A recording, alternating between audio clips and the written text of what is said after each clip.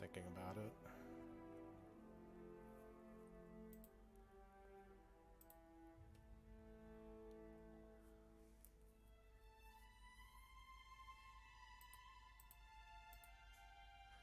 Okay.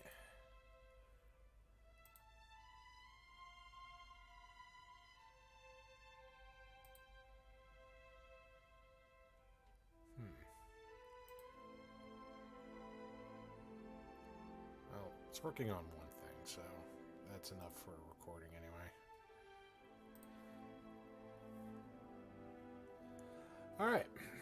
So let's get a little recap in and just kind of jump into everything. So, last we left off, you all were at a secluded grotto where you met a very shy yet unusual centaur lad named Roland, who apparently was some sort of key to a vault that contained something that the Nemesis feared, or at least according to the child who was possessed slash merged by the spirit of Zamir, aka the Mad God. During your time at the grotto, you met a nymph who was sent by Newt to cheer up the centaur boy, whether he wanted to or not, and a succubus who had been following you from your previous exploits in the town of Aidenwall. While at the grotto, Zamir had made the suggestion to travel towards Alderath, as there was something there that he wanted to investigate regarding a very specific rare metal that, quote unquote, the mortals did not have the means to cut or prepare the metal, yet wanted to investigate how they obtained it.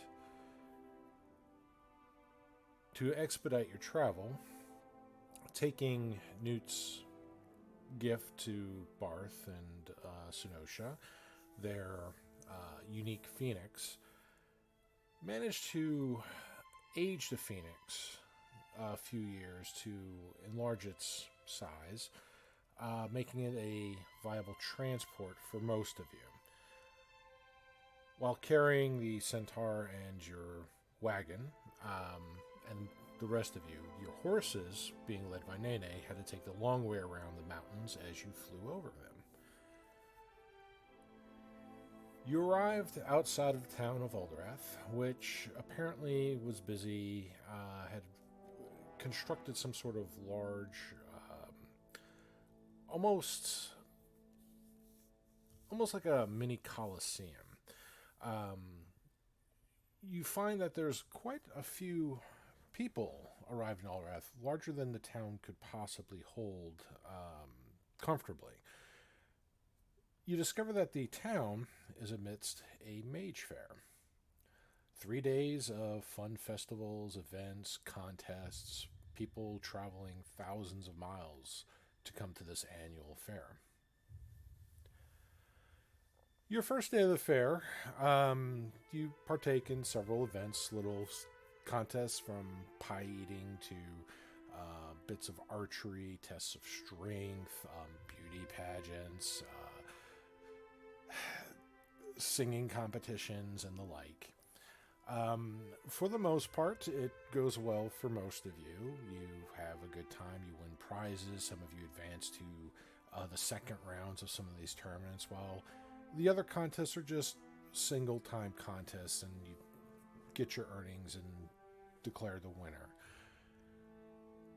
The biggest contest that everybody seems to be anxious for is the arcane competition. That is being held on the third and final day, along with the martial champion, the final round of that. During your time between events, Willow had been talking with Roland, who seemed to be getting more and more depressed and confused until eventually she discovered Roland in a state of distress, and while attempting to calm the boy down, was the recipient of a fireball from a succubus who had freed herself from her shackles. And after saying her own heartful goodbye, left Willow in the midst of the aftermath. Willow eventually made her way to the tavern, the Grinning Goblin, and inside she saw her nymph friend drinking heavily at a table, who seemed to blame Willow for a lot of her troubles, as Willow noticed the nymph was rapidly aging. The nymph sobbingly confessing that she had been logged in exile for the boy's death. She was being blamed and held responsible for failing in her task, and something that apparently Newt, the Archfey, did not take too kindly to. As Willow watched this rapid aging, she could tell that if it continued on its current path, that the nymph would be dead before sunrise.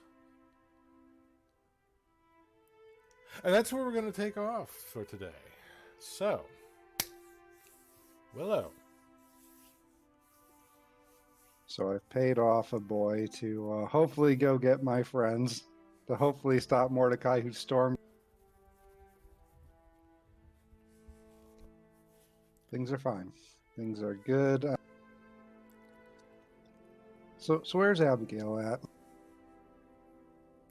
You know, that is a great question. Mordecai, where did you leave Abigail at, since she was with you at your hip? With Willow. With Willow.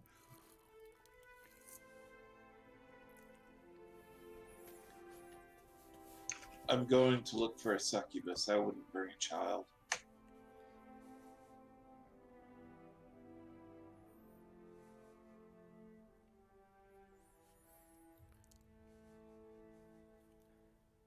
So apparently Mordecai left the child with you, Willow. Alrighty. And if you don't know where the child is, I assume she's up in her room. So that's we're just gonna go see if we can go find her. Okay. So again, the main room of the inn is fairly light. Just a few people just lightly drinking, maybe eating a late meal, and people trying to head up to their rooms or in the common rooms to re-energize for tomorrow's next fun fair activities. But as you go up these steps that kind of wind up around, some of the corners, kind of makes like sharp little 90 degrees turns, almost like a switchback. You upstairs and you go to the little room that you're able to secure. And when you open the door, in the bed, you see Abigail just lying, chest just rhythmically breathing. Her eyes are closed.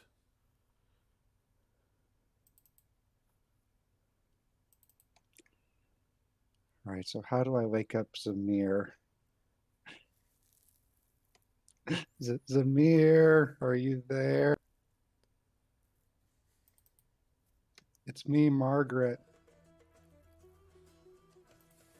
No, nobody? No. Actually, it's supposed to go, it's me again, Margaret. Are you okay? Will's gonna try to... old. I know that dude. My favorite is the Mississippi Squirrel Revival.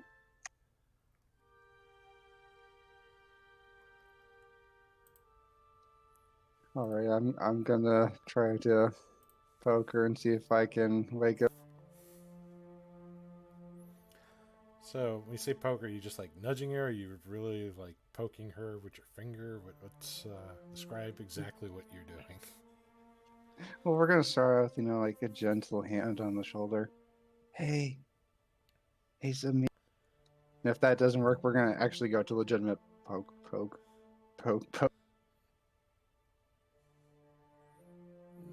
And you hear the little child just kind of almost grumble whine.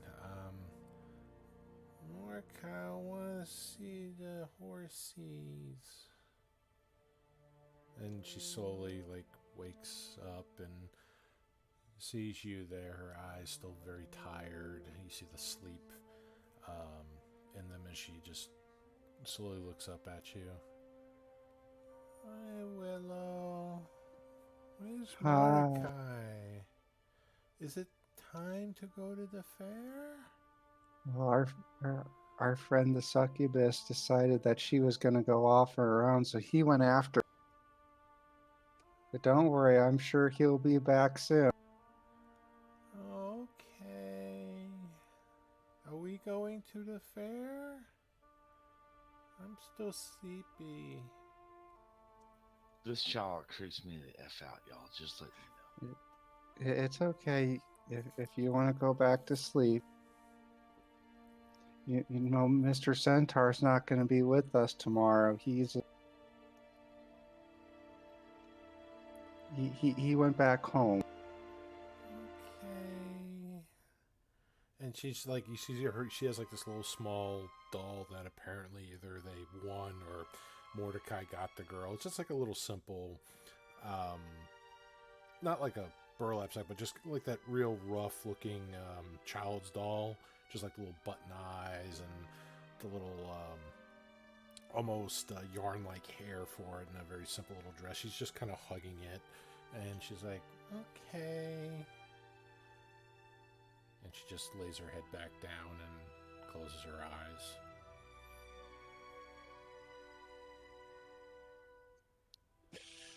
Okay, that didn't work.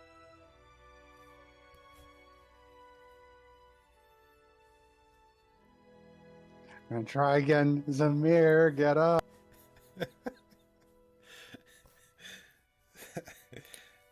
Okay. Come on, your paladin needs you. Get up.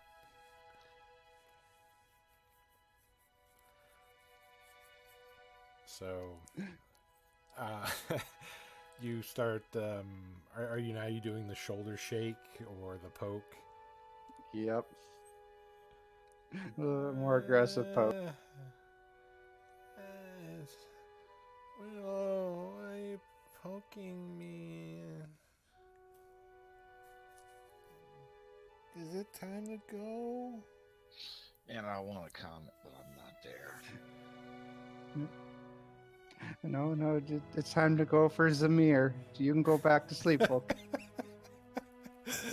You keep telling her to go back to sleep and you keep waking her up.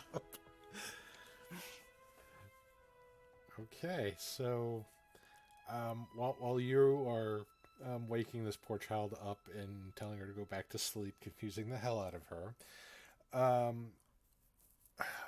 Mordecai, as you're still marching down the thoroughfare, which still has people on it, by the way. Not a lot, but it's still quite busy for this time at night. You hear rapid footsteps coming in your direction from behind you, like light but quick, like pitter patter of feet. And this young voice comes out, "Sir, sir!" and is trying to catch his breath as he's shouting closer and closer towards you. Sir, the Green Lady at the Green and Goblin requests your presence. Do you know where your other friends are? No, I haven't seen some. Have I? They've been all over the place. The last thing that everybody was at was the impromptu mud wrestling pit, and then everybody kind of went like their own different ways. And that was a few hours ago. I have not seen them for a while. I assume they're still out in the fair. Okay, sir. Thank you. And he just like tries to catch his breath, like leaning over, grabbing his knees, and after he gets like a few good heaving breaths, he just starts running off, like looking for everybody, kind of like basically shouting like some of their names as he's going down the thoroughfare. And anybody that even vaguely matches the description, he runs up to you. Are you? No. Are you? And people are like, huh? Go away, kid. But he keeps running up to people. What's fucking... I'll still go pick up stuff, but I'll go back to the inn. Okay. And like I said before, I'm paying my tithe on my winnings. Okay. So, while you're doing your tithing, picking up items, while Willow is still messing with this poor child, the rest of you start to catch wind of a recent event that some people are talking about, that apparently right across from the inn that some of you have rented a room at, more particularly the stables where some of you have had some of your animals at, had What are you talking about? I gave the innkeeper 100 platinum. He better let me live there for the rest of the stables that were right across apparently caught fire.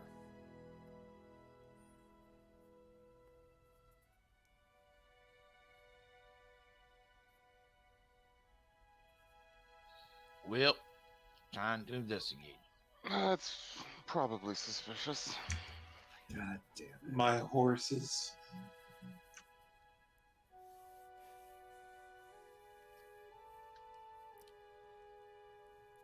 So, but while you each were out and about, do you have any particular things that your characters were doing as they were, overheard this news?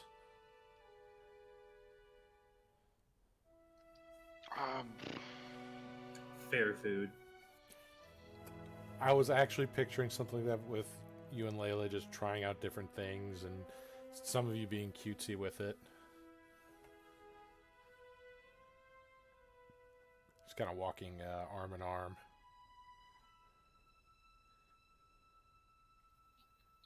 I bought a barrel of beer, and I'm walking around with it on his shoulder. That's right. You're like, do you have it like a tap there, or do you have like Yes. like a hose or something just going from there to it's like one of those beer hats. A barrel of beer on my Do you have your puppers there too? Joda? Hoda, yeah. Hoda? So just walk, and people just kind of give your puppers a little berth because he does look a little unusual, but he's a nice dog.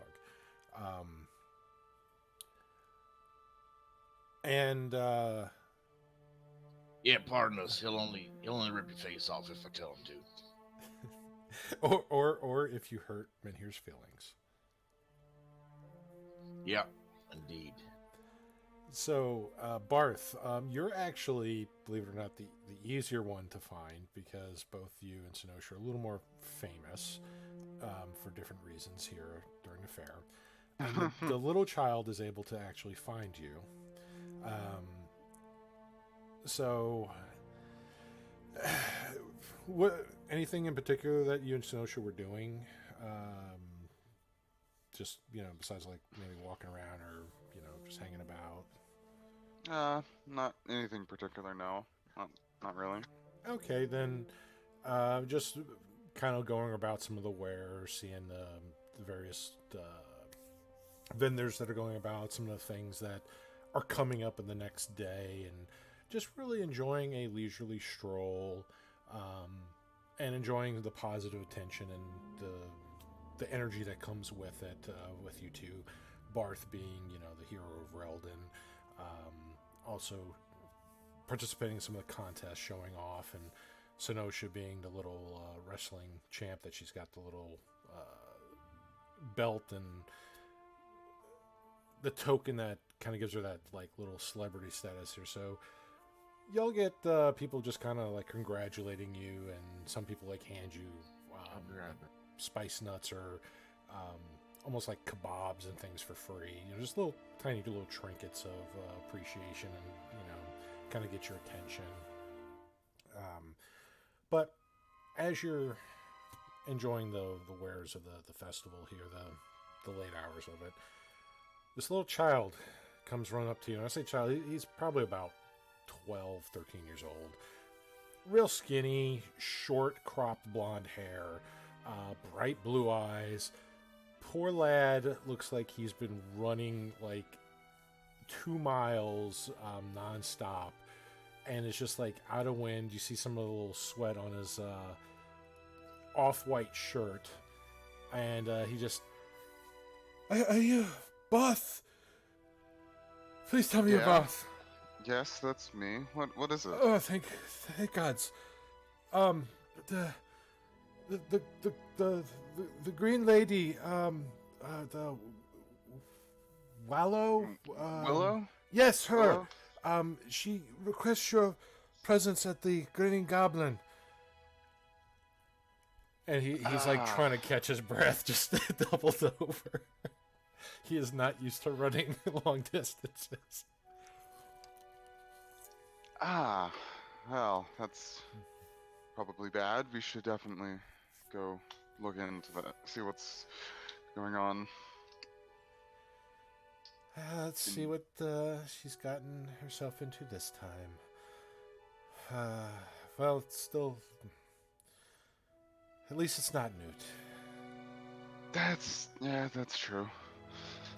And Senosha So I still, will hand the boy like the little thing of like nuts or whatever that y'all were, having, and just kind of gives him a little coin and a smile, and she just pecks you on the cheek, Barth, as you go heading towards the inn. So, while everybody is making their way back, hearing different tales and different reasons why, and Elodia, you also catch one of the fire that was across from the stables. So, what would Elodia be doing at this time? This is before the fire? This would be, before and during. So basically, it's like after the wrestling match, when everybody just kind of went to go do their own things. It's kind of like late night at the fair. What would Elodia going around trying different food and drinks? Okay, so just kind of partaking in various little things. Nothing. Too heavy. Okay, so yeah, you're also enjoying some of the various foods. It's almost like you got the funnel cakes and the crazy, corn dogs and fried sausages and stuff like that. You're just trying out these little different things. And you catch wind of the fire from people talking, and because it's really unusual here, and they have things pretty tight during the festivals. They're known to be mostly safe, with the exception of some contestants being hurt in some contests because they were dumb. You hear the news of the fire, and that was right across from the inn that y'all were staying at. That's also where some of you have not only your animal stable, but where the centaur lad was stabled at.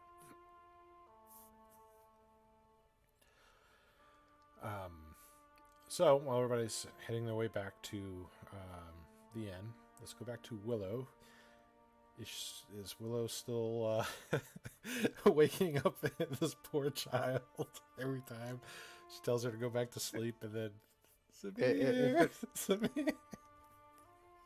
Yeah, if it fails a couple of times, then she's gonna have to consider an alternative plan. It's been failing for like 15, 20 minutes. She goes back to sleep, and as soon as she starts to go into sleep, you just wake her up calling for Zamir, and then just repeat the cycle. All right, we're gonna stop that. We're gonna try giving a prayer. Zamir, it's me, Willow. Your plan's not going so well, and I could really use some help and advice. No.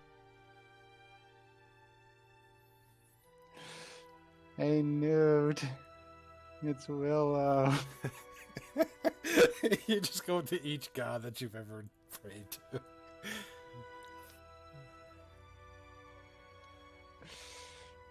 Okay, it's okay. Things are fine. Assuming I get no. Newt already gave you like a task. So.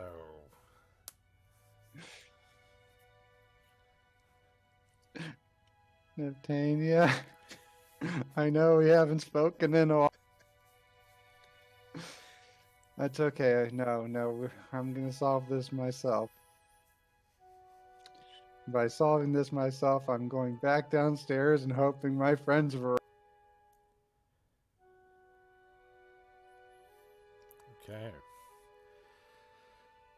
So, walking back downstairs,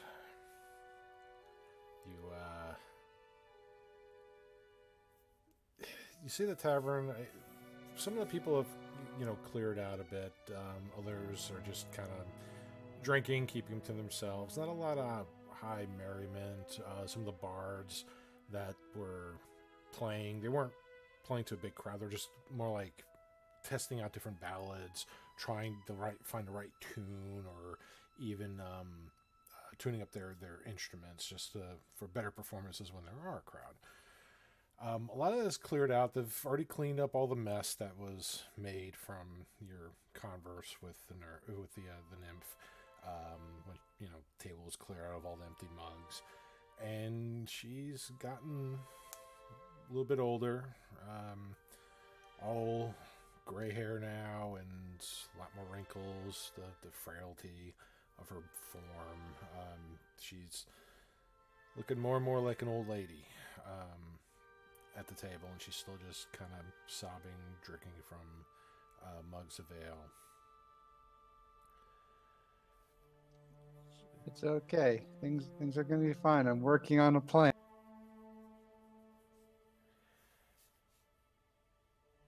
As you say that, her head drops and hits the table. Make a perception check for me. All right. Really need to do more passive perceptions.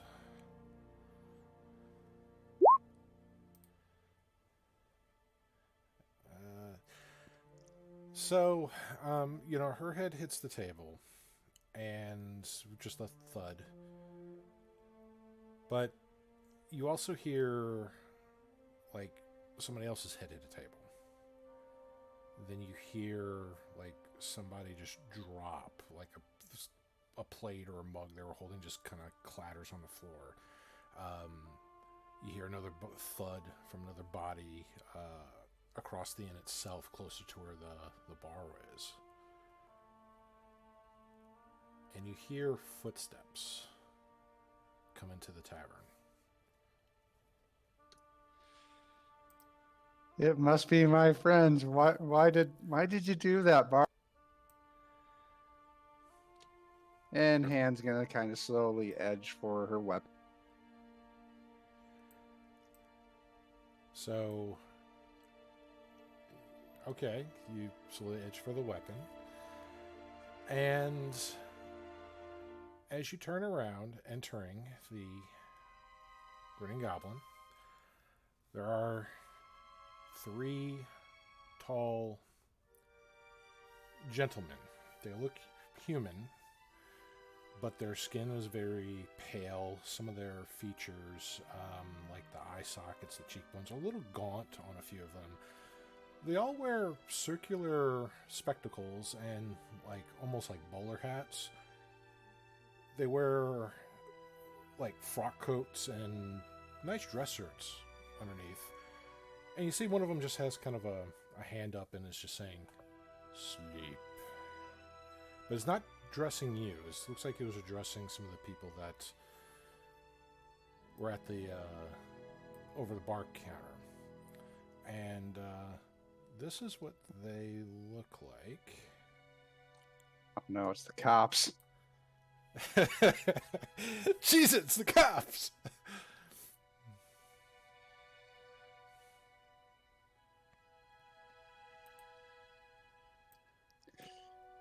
Hmm.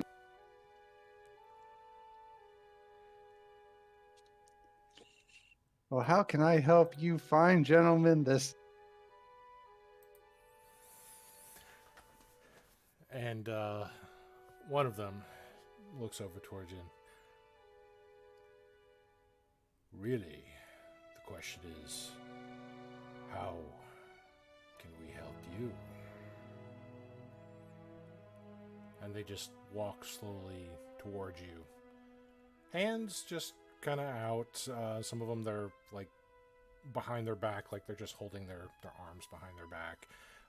Very calmly just walking towards you. The only sounds in this place is your breathing and their rhythmic footsteps as they just slowly approach.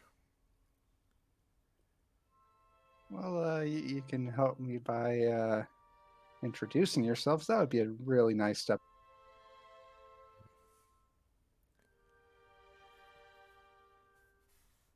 Well, you've already guessed who we are. We're friends, Erica. But again, the question is not who we are. Question is what you need. We heard you praying.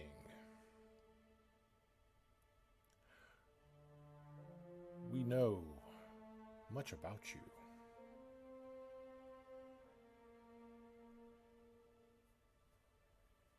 And what friends would not come to another friend's time of need?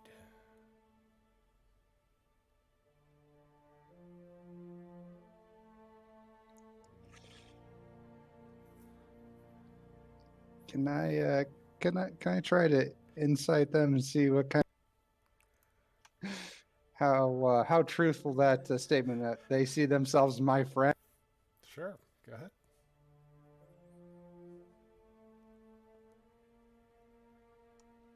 Nat 2026. So, I mean, there's definitely a lot of suspicious things about these people. You know, just how they carry themselves.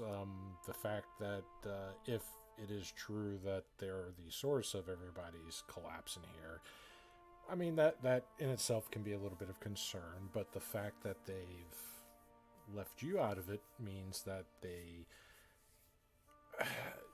don't seem to want to initiate conflict with you, and the fact that they're conversing with you is another indicator of this. They do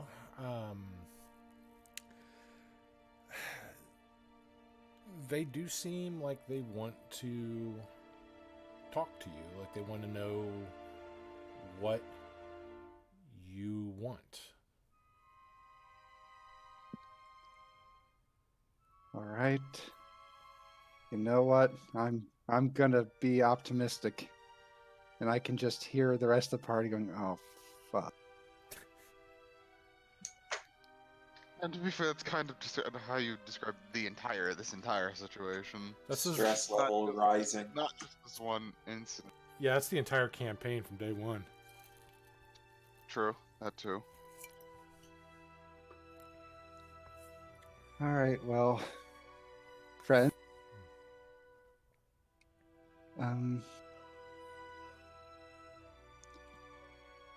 So, yeah. I had another fellow friend today get burst into charred ash by a fireball, who we kind of need to do some things. And You speak of the centaur. yes, I do.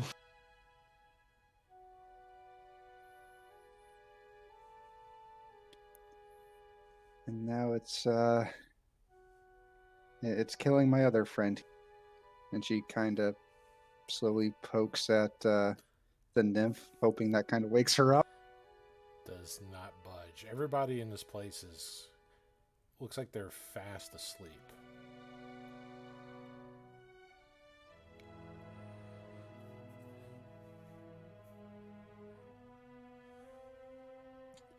I don't suppose you fine gentlemen And they just know kind of of us. smile when you call them that. These very creepy smiles. And in unison too, like all of them just start that slow creep smile.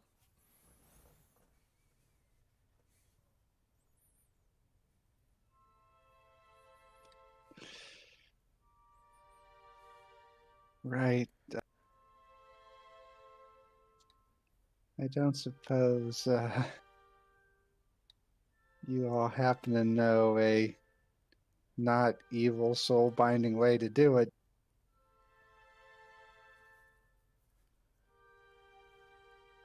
Well, everything, and this is where it gets a little creepier for you, Willow, as they start finishing each other's like sentences, like, well, everything has a price, but some people don't always pay in gold. Right. Yeah, I figured that was coming at this.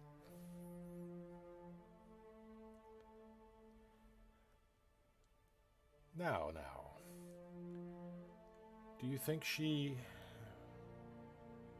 would be accepting of the offer and potential given? I don't know. She seems like she may doubt herself. We may be wasting our time on this one. Oh, she's going to immediately pout. I don't doubt myself.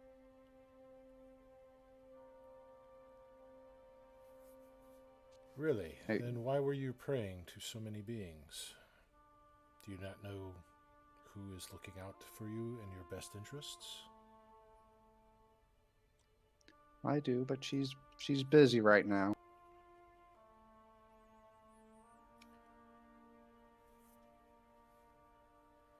Doesn't sound like much of a friend or ally to be busy when one calls for aid.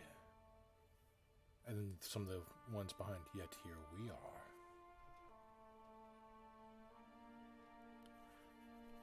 This is not the first time that ones such as you have called for help,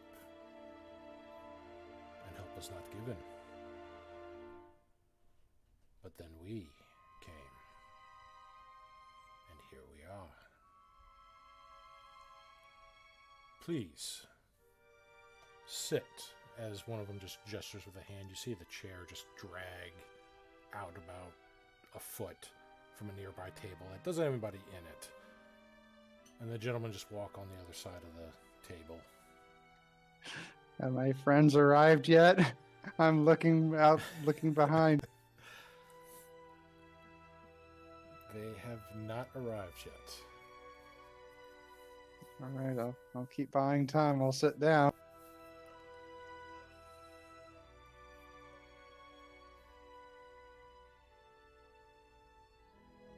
So, tell us exactly what you want, Erica.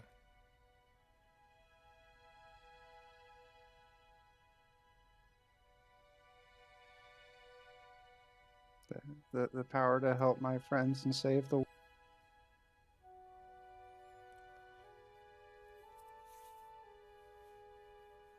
Could you be more specific, Erica?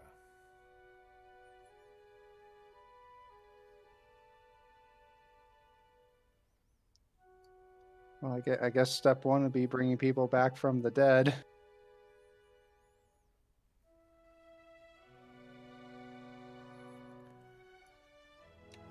I mean, he'll come back corrupted, and Newt will be super duper angry. Yeah.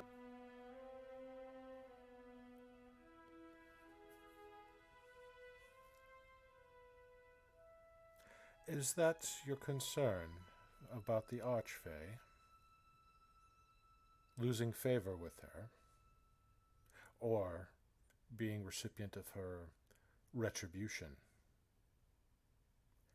Either way, we can help with both. And this is different ones talking with that. Yeah, I'm gonna divine sense at this point because this seems rather like one of those demon offers from my books.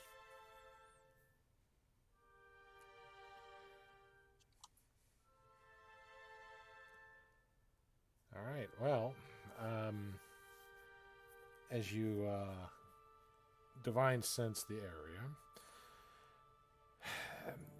they are both fiend and undead.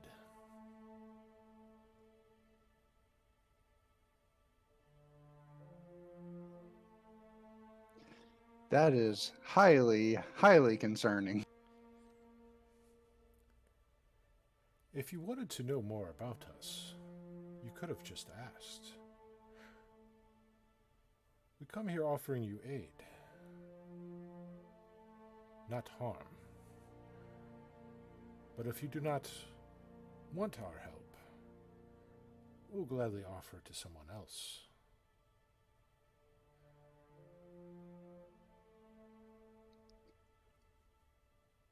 Yeah, but what's the price for your help?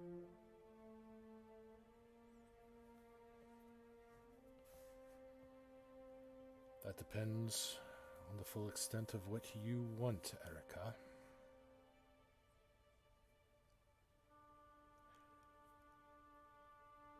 Think about it. We will find you. And remember, not all your friends are whom they appear to be. Some are just merely gentlemen. And with that, I need you to make a wisdom saving throw.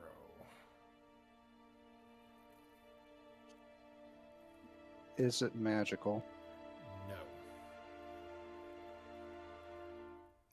24. Oh, so close. So as you're... Wait, I'm missing an aura. 25. My cloak is not being added. So as you're looking at them, you see them start to walk off, and they're present, their bodies begin to almost blur to the point where it's almost like a heat wave kind of blur, like that distortion.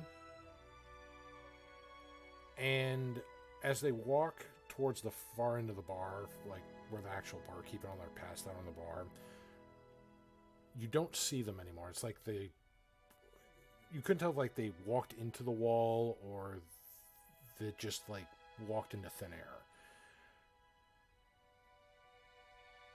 About 30 seconds after that, the doors to the inn fly open, and you see Mordecai. And Mordecai, you see Willow sitting at a table, and everybody else at the bar is either passed over, like the barkeep, over tables, just dropped on the floor, like a server just was walking across the open area, and whatever they were holding is now on the floor. It's Eva's trouble. What's going on?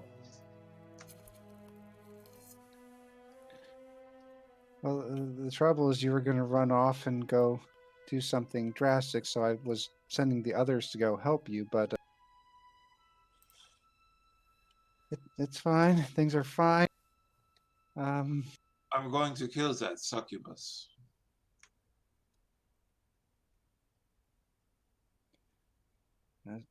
As much as I wish she could be redeemed. Yeah, that's perfectly understandable, but you shouldn't do it by yourself.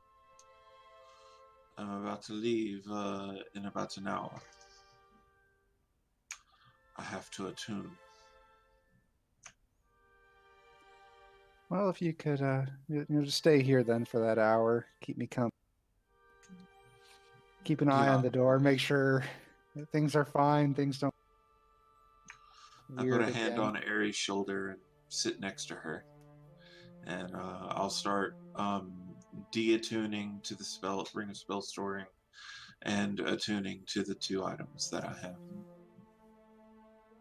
Okay. And while you're doing that, Barth, Sunosha, Layla, Aetherius, Menhir, and Elodia arrive at the bar.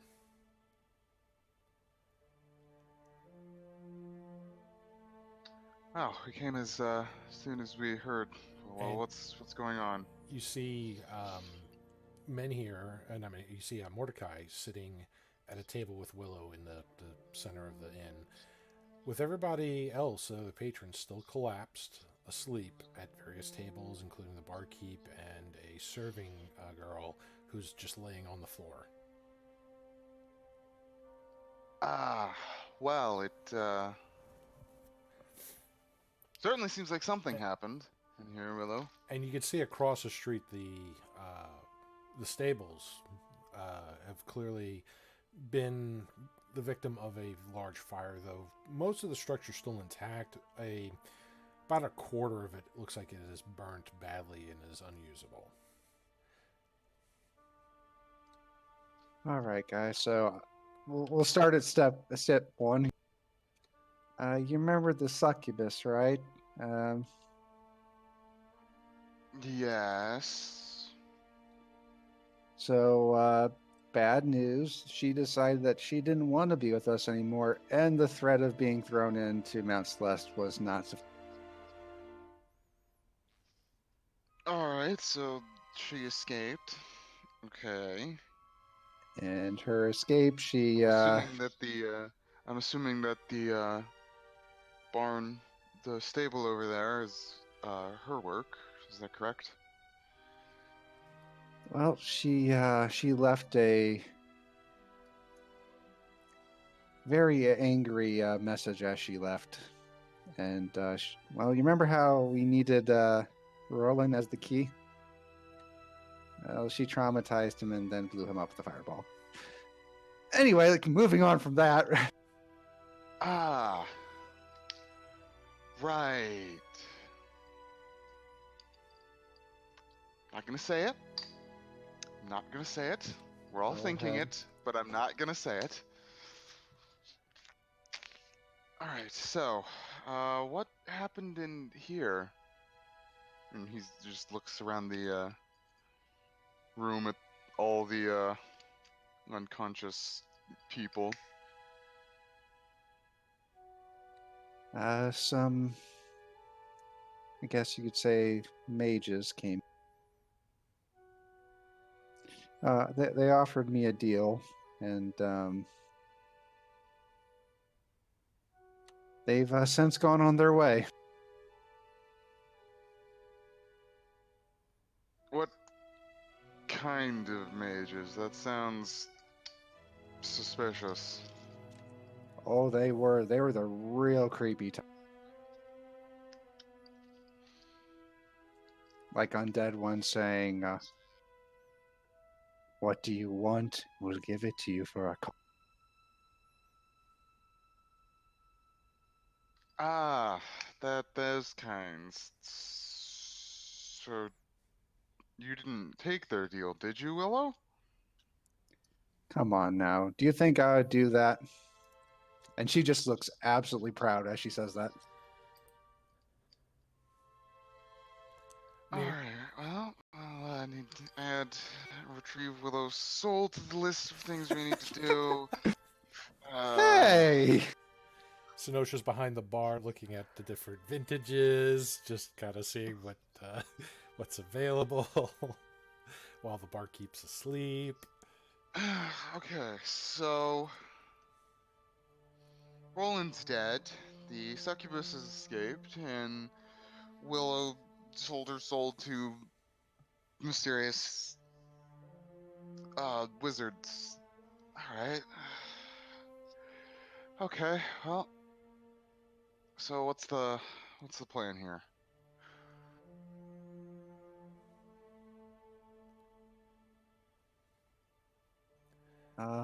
Well, I tried talking with Zamir, but he's getting some beauty. I'm back, sorry. Welcome back. And I have to go again for another couple minutes, damn it. Hold on. I'm probably missing a bunch of cool stuff. It's okay. Nobody made any Faustian deals while you're away. Definitely not.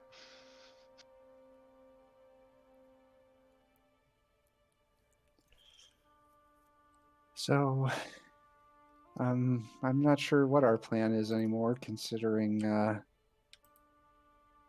we don't have a.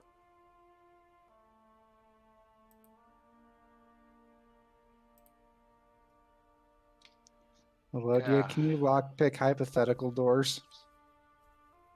I can try.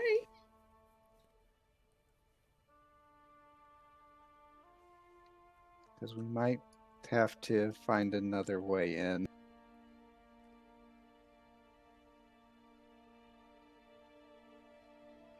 Well, something tells me it's not gonna be that simple, but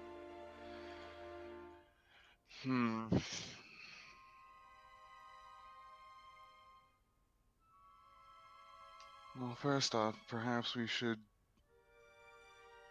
try to find the succubus if she's not too long gone at this point. Mordecai is about ready to go hunt her down and Turn her to ash. turn her to ash.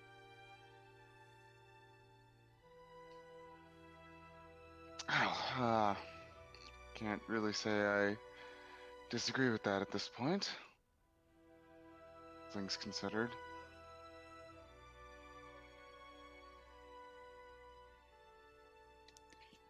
Well, as long as we're back in time for the next round of the fighting turn. And, oh yeah, there was one other thing I forgot to mention. Maybe you can help Barth, your Newt's champion. Oh, what else? What else is it? If it And involves Willow's Newt, just, I'm probably not gonna like it. and Willow kind of points at the nymph. You mean the old lady that's like passed out on a table, along with every other patron in the bar, with several mugs of ale on the table that are empty? Yeah, so Newt might have exiled her. Oh, right. That's difficulties.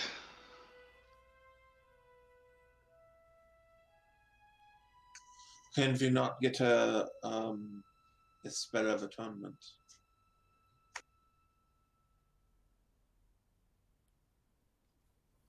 I mean, I don't really know. Again, magic's not particularly my forte. I cannot cast it, but I can request a casting. Well, Well, if you knew... going by, you know, how much she's looked like, it doesn't appear that we would have much time if we want to help her out. Is there a temple in this city?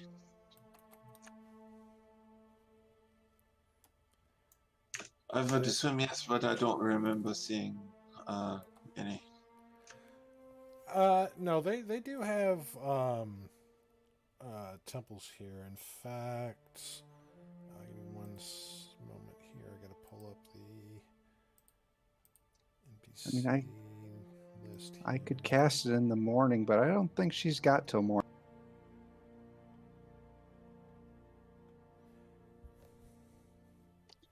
Because ceremony is not a spell I keep attuned. I mean, prepared. I will have this taken care of, don't worry.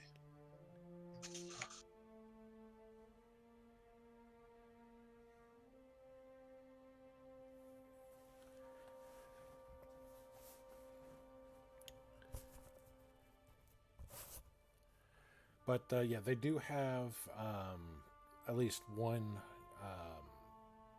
clergy that you've seen, and this is more of revering of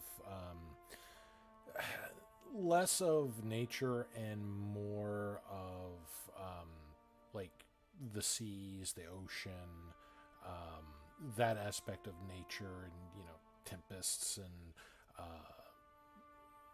the bounty and fury of the ocean and nature therein. I have an idea, though. Let's go ahead. Am I attuned at this point, Dave? We'll say an hour has passed. Let's go to the temple.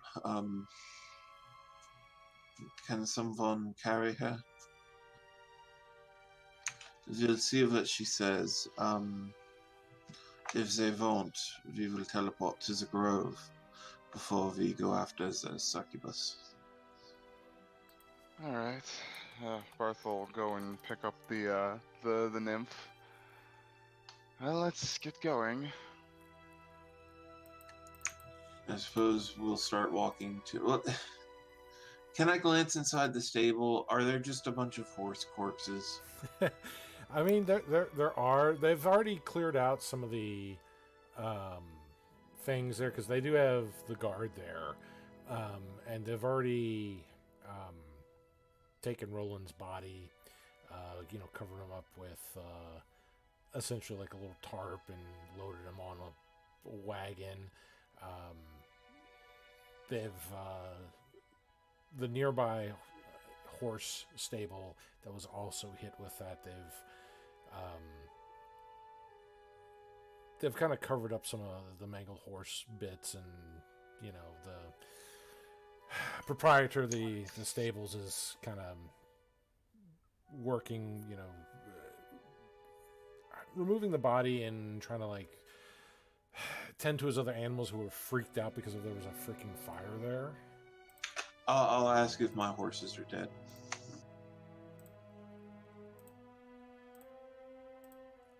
Your horses are not dead. Thank God. I'll hand them a platinum. Say good luck. I'll be back. And then we'll start sorry walking about to your the temple. friend, the laddie. I'm going to take care of the culprit. You. Hello. Well, I am going. This is a big magic fair. I am going to go see if any of the shopkeepers are open. If they sell scrolls of attunement, ceremony. Okay, we will still head to the temple. I will see if I can get them to cast it there. Maybe good to have another one on hand, even if I can get them to cast this.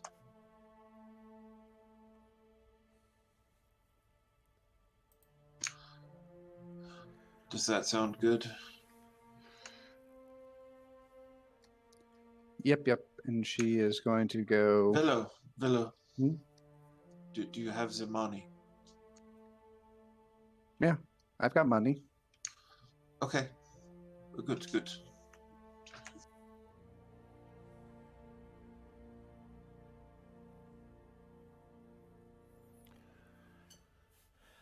Okay, so trying to go to the temple first, or looking for scrolls and items first? I think Willow's going to look for the scroll. Mordecai is still going to take her directly to the temple.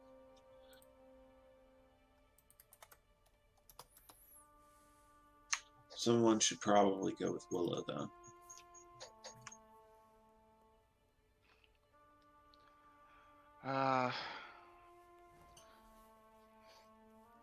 Mordecai, do you want to go with Willow? Make sure nothing bad happens. I can. I mean, not Aetherius, not Mordecai. I can. All right, all right. That's that. So, Mordecai, let's see what we can do. Yeah. Try to fix this mess.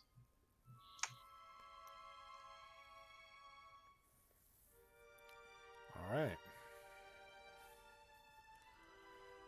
So, let's see. So while you're splitting up here, the rest of you are all going to the temple then, other than Lilith.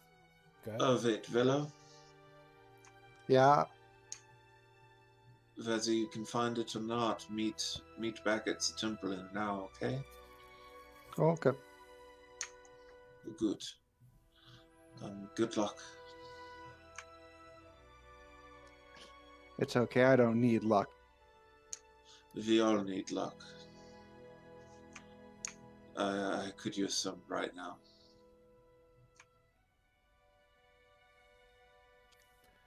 Don't worry. We'll be fine. All right. So is the split Willow, Aetherius, Layla, and everybody else going to the temple? Yeah, I think that's right. That sounds right. Okay.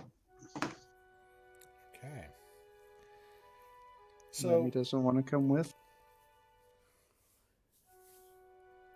Bree.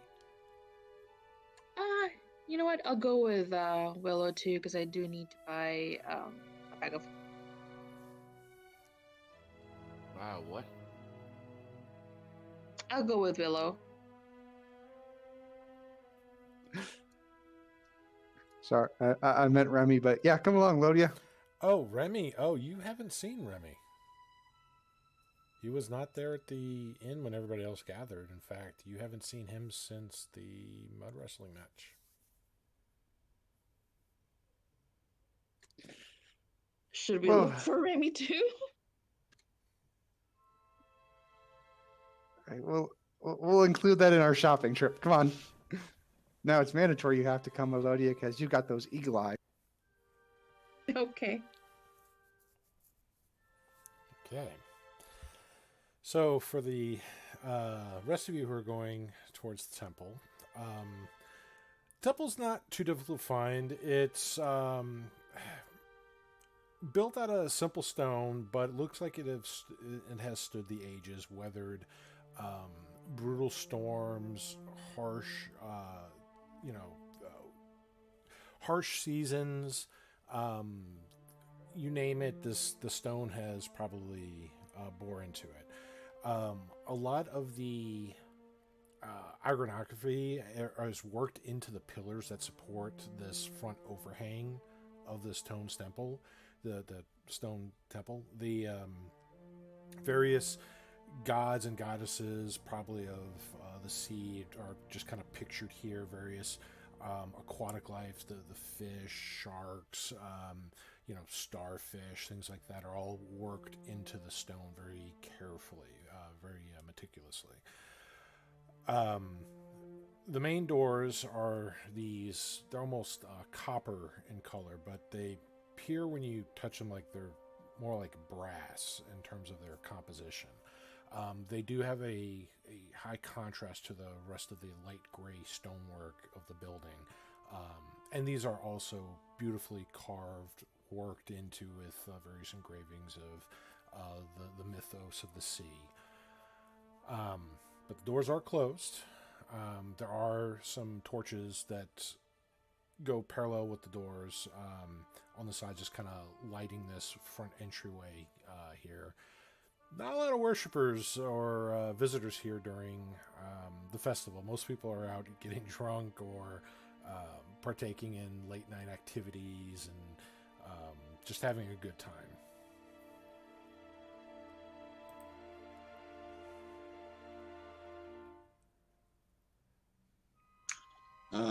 look around and see if I could pinpoint a clergy of import. Well, you're standing outside right now. There's nobody outside. I head right in. Okay, you go to the brass doors and you begin pushing, and they're quite heavy, but you do manage to push it open, really kind of putting your effort into it. And they slowly just kind of scrape and open up. Inside, you're basically assaulted by the sense of all the incense that's burning. There's more candles around the interior. There's various like little fountains and pools of water with different pictures of like prayer and various gods and goddesses and other beings with their mythos just at these various little pools. Some of them have moss growing on them. Some of them are quite clear. Others are almost like a small pond with aquatic life, like little fish and things kind of swimming in it. At the central bit of the chamber is a raised fountain, and on top of the fountain is this large humanoid being with 4 arms that are like human arms and 4 other arms which clearly are more like tentacle. The face of the humanoid is like half human for the most part, but part of it is almost like some other abomination or creature. You can see almost like a beak protruding. You can see like shark-like teeth coming from it as the mouth just kind of opens up grotesquely on one side. And it's holding like this jug that spewing from the jug is this almost never-ending stream of calmly free-flowing water that's cascading down into this fountain that appears to be feeding some of the other smaller ponds of water and things in here. The stonework has been engraved to where the simple tiles are. They have a decorated, like almost like a lily pad on them that's been painted over to contrast the gray stone underneath. So it's almost like you're walking on lily pads into this temple. Oh, that's cool. I'll start approaching the creature and Well, is this a statue? back in the others. Well, I'll go find a clergyman. Okay. Let's see. Make a investigation check, Mordecai. And what is the others doing while Mordecai is just kind of walking around the chambers looking for one of the temple clergy?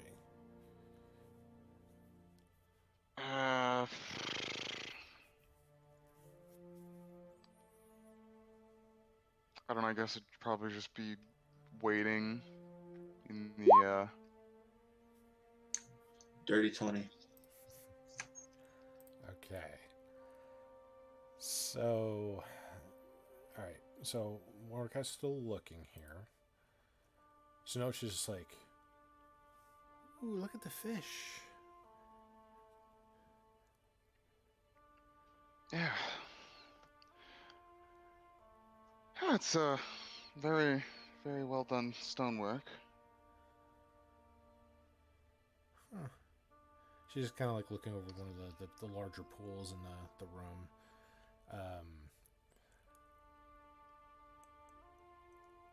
Let's see. Menhir, you here? Doesn't look like it. Okay. So as she's like looking over one of the larger pools, Barth, you see like a large silhouette kind of moving under the pool, like getting kind of closer towards the surface.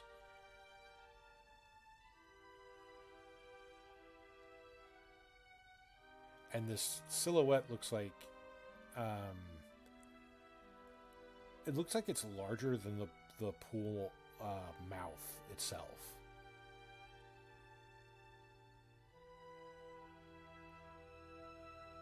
Be careful. It looks like there's something in there. It's just quite large. I don't see any. And that's when you hear a voice in the temple. Mordecai, as you're looking for a clergy, this man steps forth. His hair is just kind of shaved, like the scalp's shaved on the sides. The very top of it is kind of pulled back in a small ponytail. He wears a simple, almost like off-white robe tied at the waist with a simple brown, like little, almost like a little rope belt. That would be wise to not get too close to the pools. There's much danger that lurks below.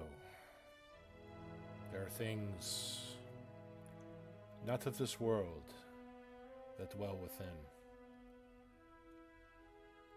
You are new here. I've never seen any of you in our town. Visitors for the fair, I take it? Something like that. Mordecai, I believe you are. Would it be safe to assume that you're the clergy and of this temple here?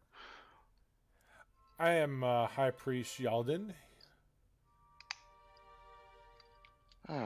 Mordecai. This is the Temple of the Mist. You had business, Mordecai? Yeah, Mordecai will approach him and drop down to one knee. We need your help desperately. And he looks about your group here, just kind of. You don't appear to be injured. What can I be of service with? It's a nymph. A what? What? It's a water nymph. Barth's, She has been. I know what a nymph is. A nymph here. He's kind of looking at Sonosha, just like, is she here now? He seems really confused. Yes. I have her here, and then Barth, gestures to the nymph that he's carrying. The old lady that's like even older now. She's like in her like 70s, by the looks of it. She's been exiled due to some of our own and some fiendish interference. We were hoping maybe an atonement spell would help her. Please, anything you can do. Make a persuasion check. Okay. Do you think I should use inspiration? I think I should use inspiration. I'm going to use inspiration.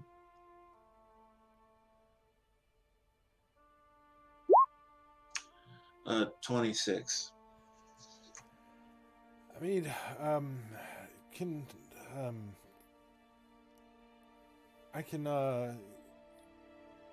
cast the effect that you're looking for, but I don't think it will do her much good.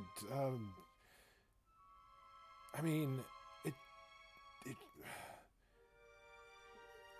if she is a nymph, I mean, if she has become evil or tainted, that will help, but I don't know what else what you are seeking for it to do. It is not meant to do much beyond that. There's nothing you can do? I can cast the atonement, but I don't think it will do what you are hoping it would do. Is there something else?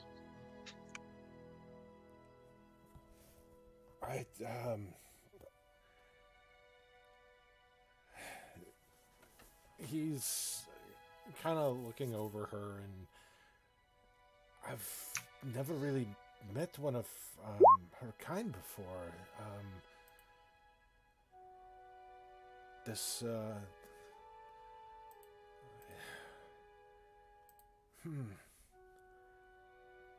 What exactly happened to her? It is somewhat of a complicated story, but she fell out of Newt's favor by failing to do what she was ordered, and it is somewhat of our fault. The circumstances are complicated, but I think you can say that we are at least somewhat responsible. We want to help her. I'll explain with vague details. This is, well, it's, I think we would need some of her kind, or at least get her back into the Feywild for her to receive the help that she would need. How do we do that? Is this something that you are capable of?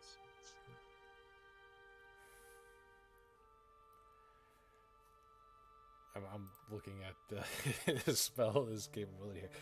That might be a tall order. I need to check one thing, and I do apologize. I got to see. While he's thinking, Mordecai is pulling out jangling coin pouches.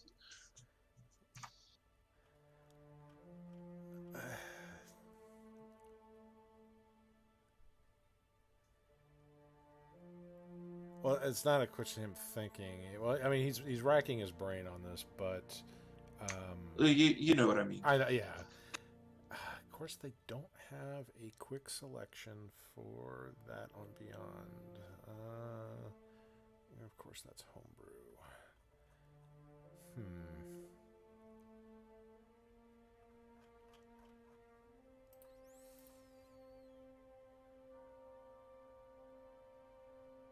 Did they combine it?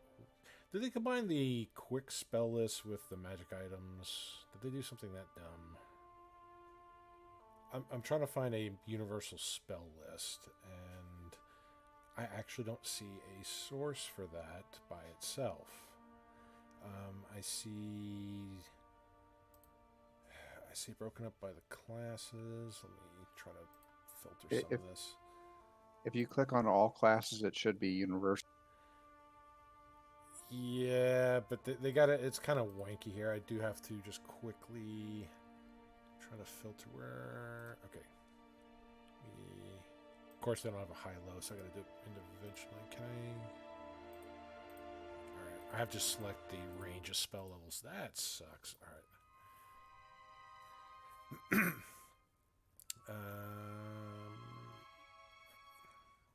All right. At least it doesn't order it, so I have to go to the end.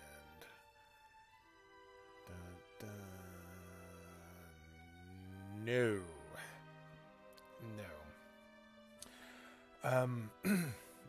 What you ask, I cannot do. Opening portals of that magnitude is beyond my capability, friend. I am sorry.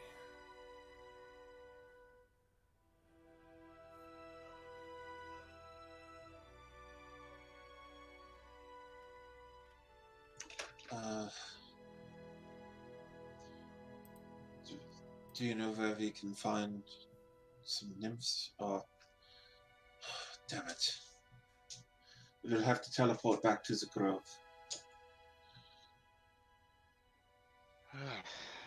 Well,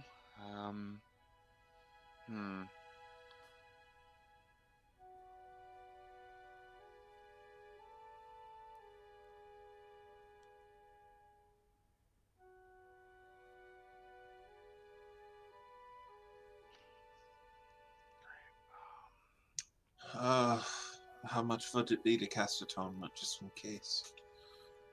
We have to wait for our associates to return. I'm just gonna hip shot this instead of pulling up the thing here. I'm just gonna say like 25 gold. I'll pass him 25 gold. Welcome back, Elodia. So, all right, you give him the gold, and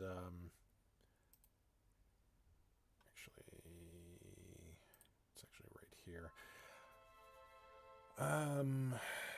What is the?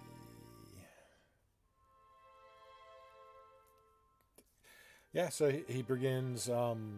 He goes to one of the cabinets in the back. He starts grabbing some things. Grabs a small little jar. It looks like he's got some kind of powdered silver in it. And he brings it over, and he begins like taking this cloth and just kind of lightly dipping it in, and almost writing on the nymph's body, just like making the little arcane markings. And as he's doing this, he basically preps the ritual for it, and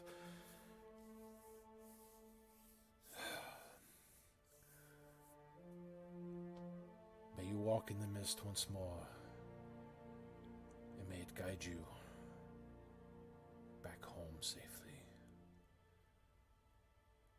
And as he places his hand, you see the energy just kind of burns the silver off of her body, and as it does so, it just kind of leaves like this very pungent, almost like ozone smell when it does so. But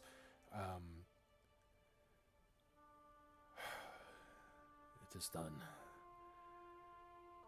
The ceremony has been complete, and atonement has been given on this poor creature. Thank you. Are any of these pools safe? Perhaps resting in the waters will help. I wouldn't recommend it. These pools are actually gateways, if you were, into, well, the elemental plane of water. As they don't link to the Feywild of any kind? No. Not all the pools are in themselves the elemental plane, but a portion of the pools are.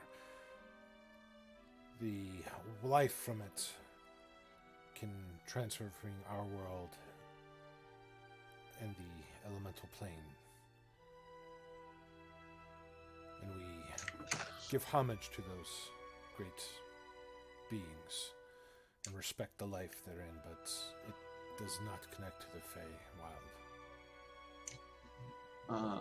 Understood.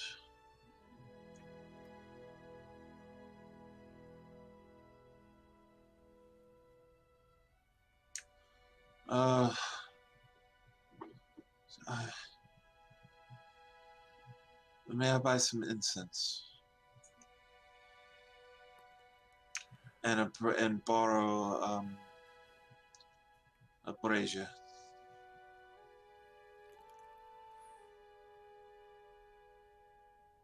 Are you fellow man of the cloth? No, but I'll just do this to see if he recognizes it. I'll pull my robe apart and show him the celestial torch. I am a servant of the heavens. I would pray and see if guidance may come. He does not appear to recognize that symbol.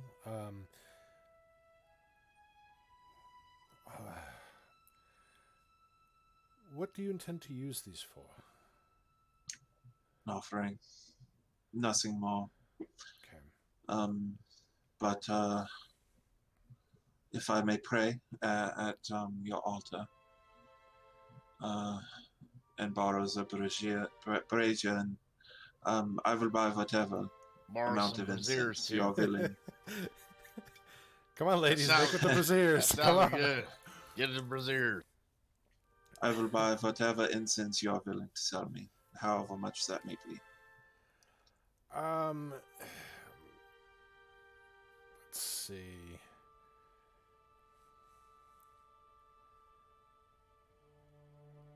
I mean, he'll say about 10 golds worth. If that's all he'll give me, then sure. And I will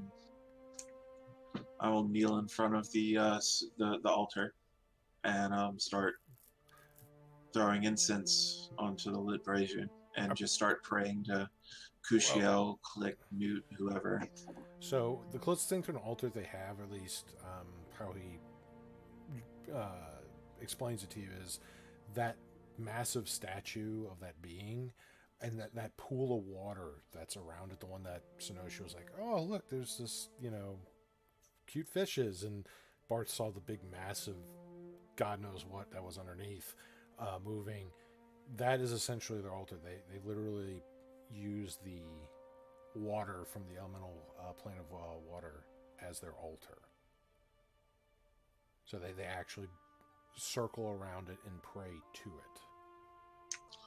All right. So what I'll do is I'll put 100 gold pieces on the altar, and then light the brazier and start slowly putting the incense on, making sure there's a constant wave of incense going out. And he'll start praying to Kushiel and Click, and then to the god of the temple,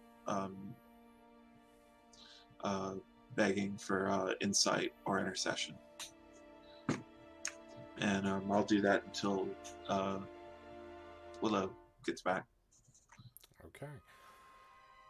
So while he is praying with that, everybody else at the temple, what are you doing? Senosha's just kind of like looking back at all the iconography, the artwork, and just it's like, ooh, pretty. I guess we're just waiting for the rest of the group to get here. I mean, Okay. that's what I'm doing. All right, men here. So you're also at the temple.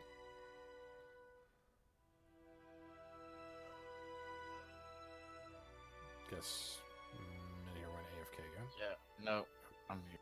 Okay. I guess I'm just hanging out. I mean, what the hell? What's the objective? Trying to get aid for the aging nymph. Click, damn it! Do something.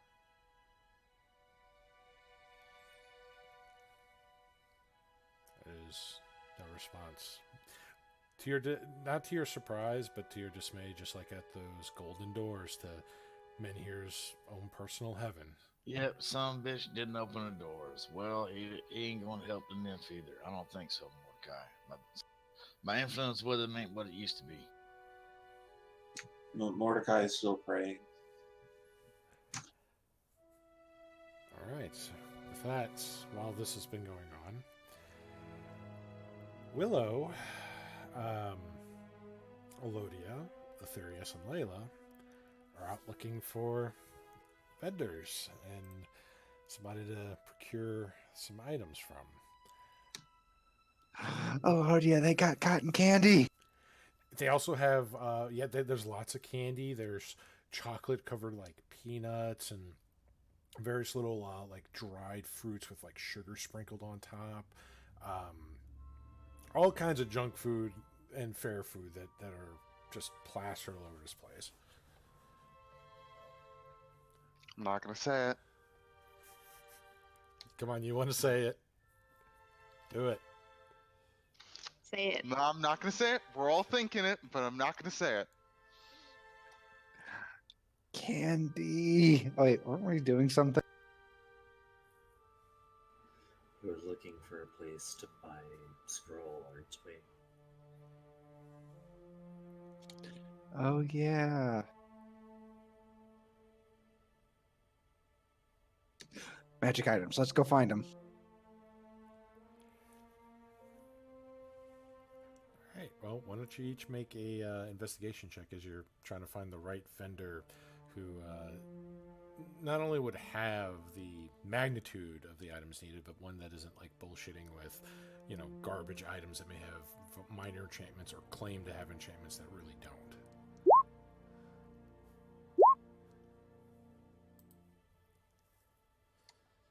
I found candy. Well, by the end of the night, Willow will become diabetic.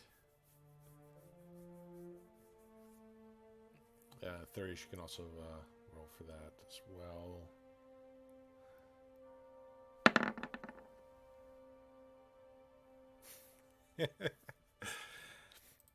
Okay, so going through the various stalls and the shops, a lot of them that you've come across, besides being constantly distracted by various food bits from Willow, it's almost like carnival ripoffs for items like, oh, this will help you get the man of your dreams, or oh, this will give you fame and good luck, and all these little like carny charms. Someone will have are selling snake oil kind of charms, like, oh, this will make you a stallion in bed with all the ladies, and this will enchant the man of your dreams, and they're trying to all these crap items, right? There's one that Aetherius catches. It's a little stall. It's a little cart that it's got little cabinets on it that kind of open up, and it's stopped. It's open up, and there's this. I wouldn't say young, probably if it was in terms of a human, probably like early mid-20s, and just looks. Long black hair, fair skin, steel silver eyes on her. Is wearing kind of a dark blue robes with matching kind of little silver leafings on some of the cuffs and all that. And she's just kind of looking around. Not too many people are going to her stall. But you notice a few things that you can see on the stall. There's like various little potions. There's stuff that you can see where she would make the potions, the mortar and pestle, some of the ingredients. And this is what cues you in, Aetherius, that at least on that part is legitimate. She has the stuff to make like magic potions. She has the ingredients, she has the tools here. Everything just kind of adds up to above board with what she may or may not be selling. I'll grab Willow's attention. I think we should go over to that one. She seems to actually be someone that is being legitimate with this stuff. But she doesn't even have like all the big lines and. Willow. Okay. Come on.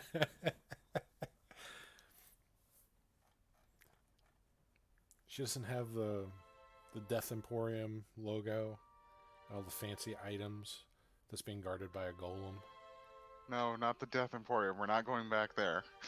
Some people have already been there.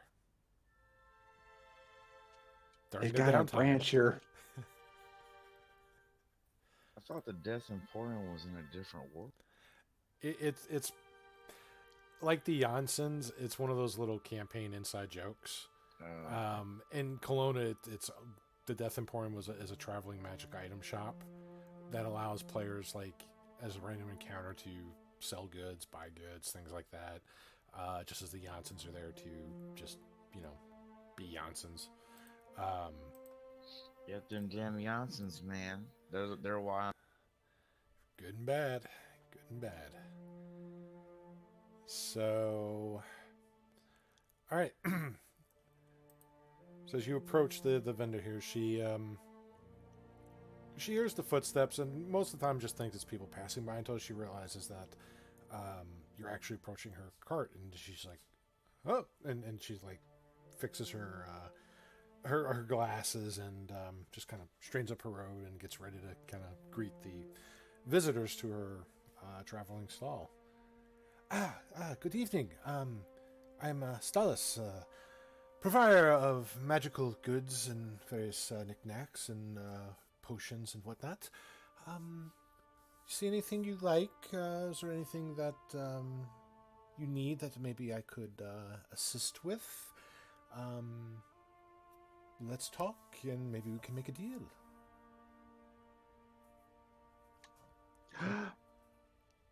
I need a magic scroll of a ceremony, and Elodia needs a bag.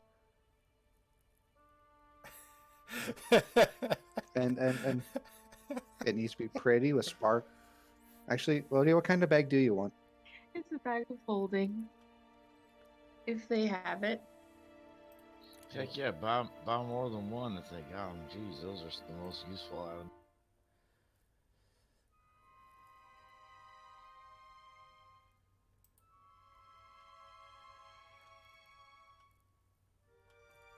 Okay, so I need that back on here. The ceremony, and she's looking at you and looks at Aetherius. Are you two getting married? Oh, I'm so congratulations! We are? And Layla just kind of looks at you and Aetherius like, say what? He just has a confused expression on his face for a moment. But you didn't even enter the combat tournament. That was a prize in it? Apparently, whoever wins it has to be wed to me, which is why I'm gonna. He just has a confused expression again. As does the poor elf, who's just kind of, she's still like happy, but she's not quite sure where the conversation's getting kind of weird and just let me see here. Ceremony.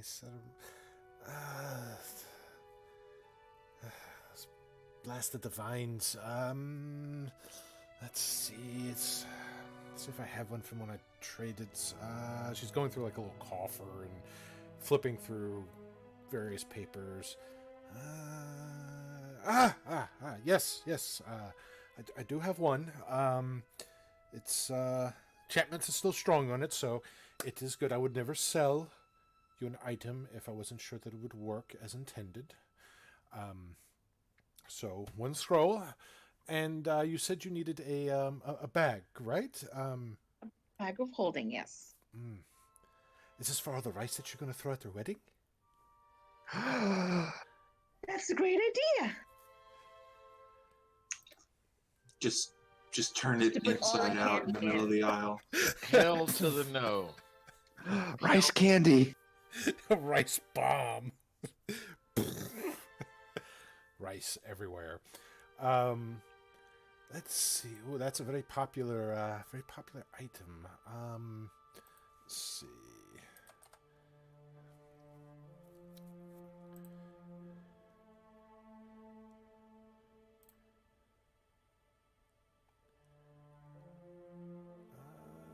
Let's give me one moment here.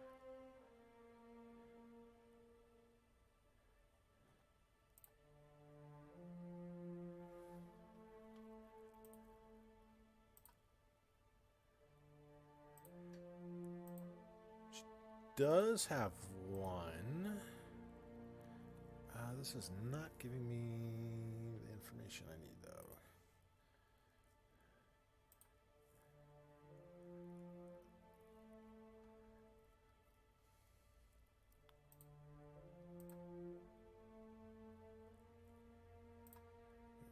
I gotta look up some quick information just so I can get the prices on here.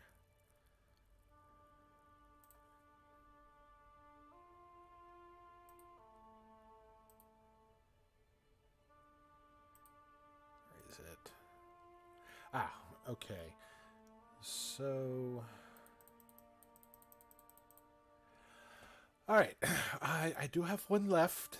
As I said, that they're very popular. Usually, adventurers and those folk seem to go out. Are you adventurers? And she's just kind of like her mouth's open, just like excited, like, oh my gosh, oh my gosh.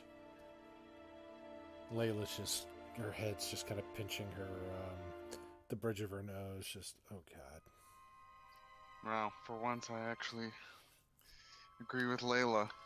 That's a new one.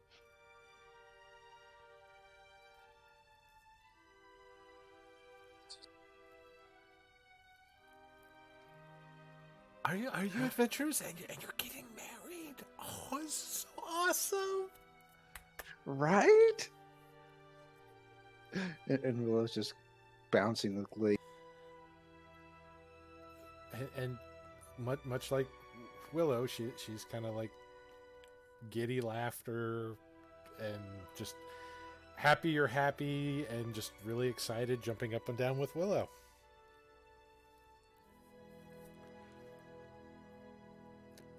So at what point does Bree and Aetherius commit seppuku? Well, I have a revolver, so Russian roulette's a better option. I was gonna say, you doing seppuku with a revolver, that's hard fucking core, man. It's like doing it with a spoon.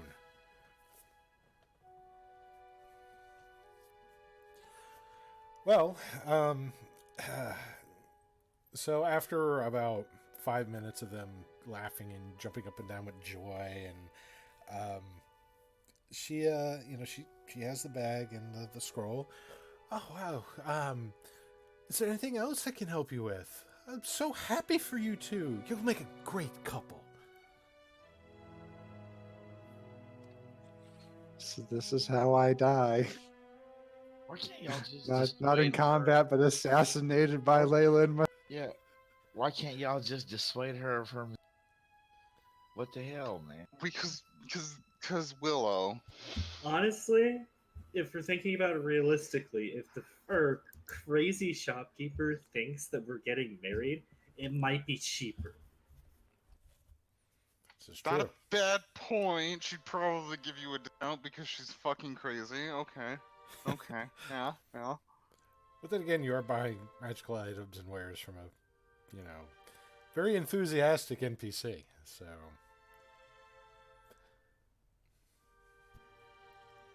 Honestly, I would be more into this at the moment if my cat wasn't constantly meowing and biting me to be let out of the room.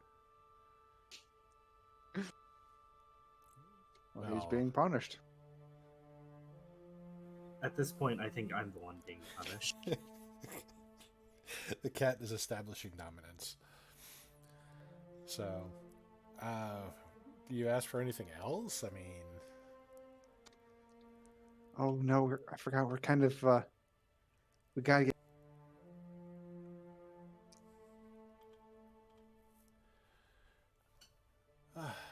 oh, okay.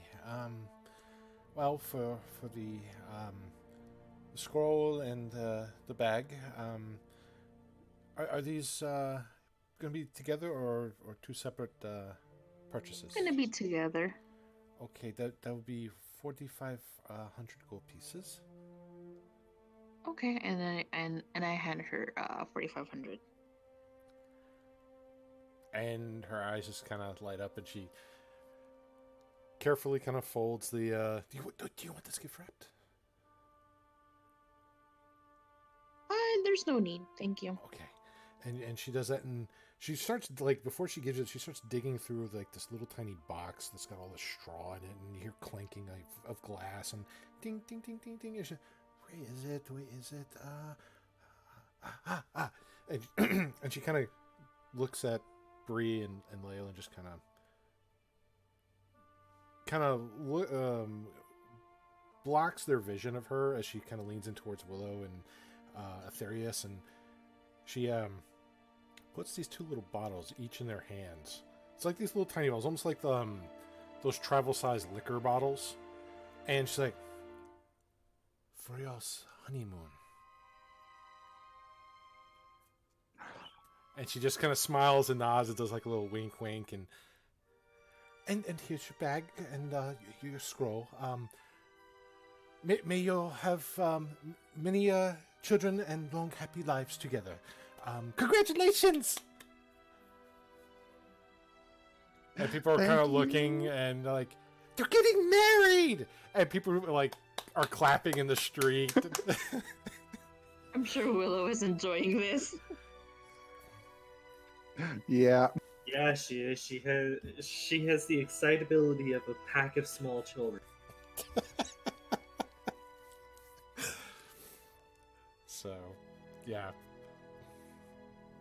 I mean, Willow also, as won the beauty pageant too, so it's also kind of she's known around here too. So it's like you're kind of adding that on top of everything else there. Note to self: don't let Willow go off on her own. Got it. Note to self: I'm never going off with Willow again.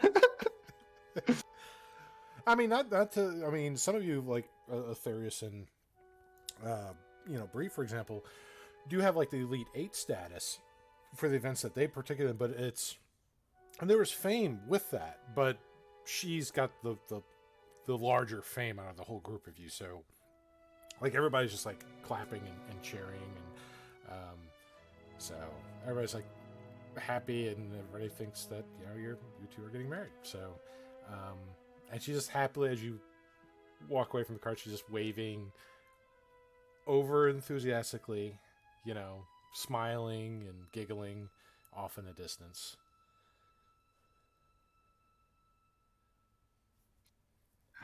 I can't wait to tell Mordecai. I didn't even know I was getting married.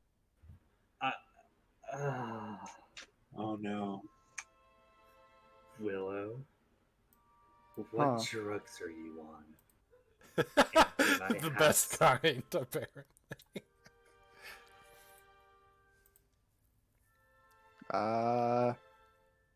Elodia, were there drugs in the candy?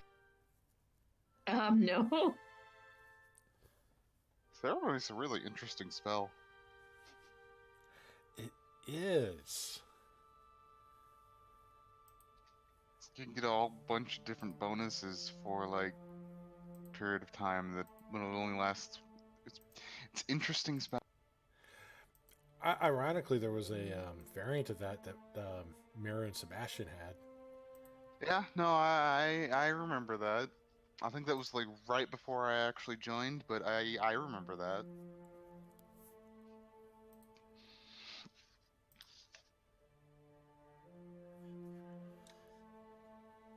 All right, well, let's get heading back.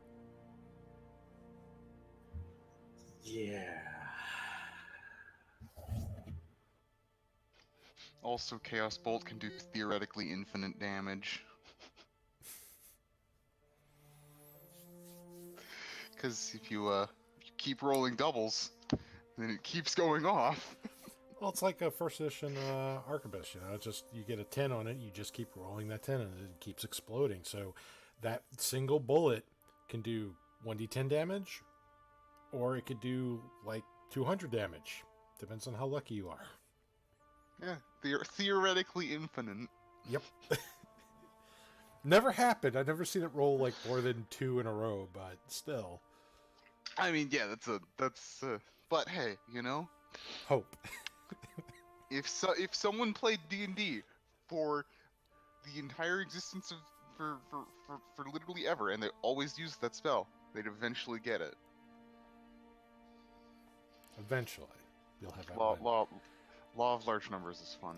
Or, well, you can take the flip of that, or you can watch somebody get 4 natural ones back to back as they fall to their death from a airship. Well, excuse me for fucking existing. How many universes honestly, did you that employ airship with? sounds like it does, or it did excuse you for existing. Thousands.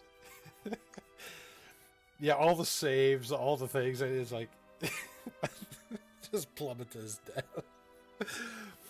And that was right before they blew up a unicorn too. So Yeah, that sounds about right. Yeah.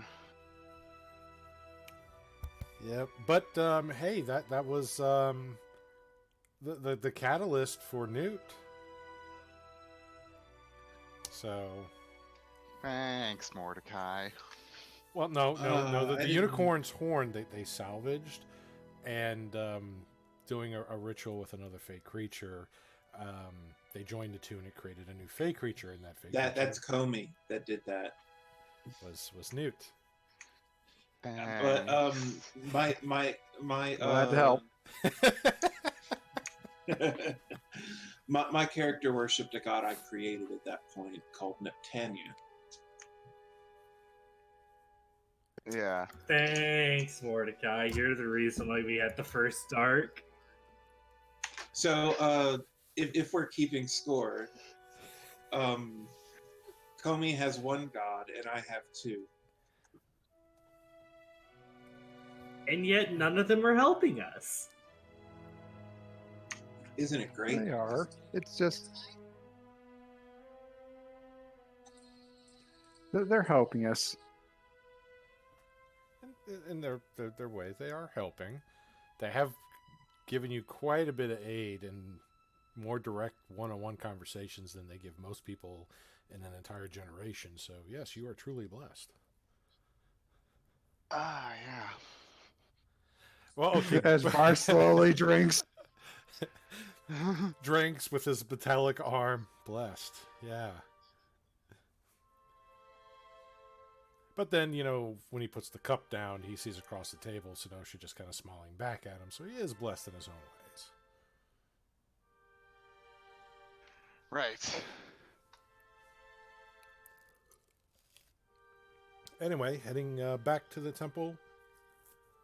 Is that what your group's doing now that you've gotten the bag and the scroll? Still looking for Remy along the way. How are you looking for Remy? What are you doing?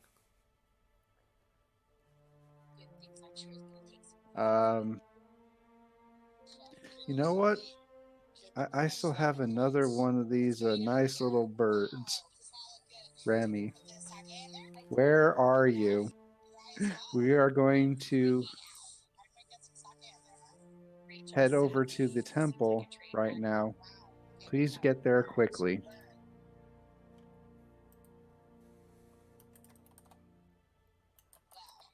And I'm going to watch what direction that bird flies. Interesting. Let me see here. Aha! That's what I wanted to check. Okay. So you hold the paper bird out with the note, and as it takes flight, like it just leaves your hand, it begins to turn into ash. Uh-oh.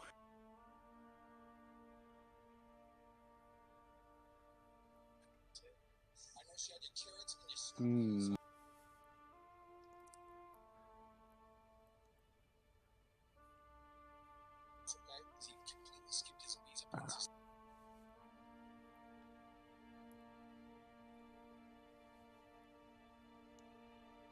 So the rest of you see Willow write the note and let this magical paper bird fly from her hand, and as soon as it goes up about 6 inches, it just disintegrates into ash.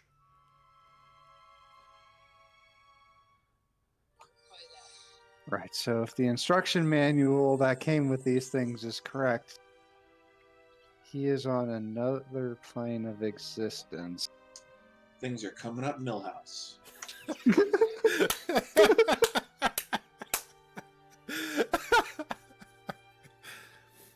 All right. All right, well, okay, I can only panic about one thing at a time. Oh, no. Willow could panic about everything. No, we're gonna start panicking one thing at a time. Okay, guys, let's go back and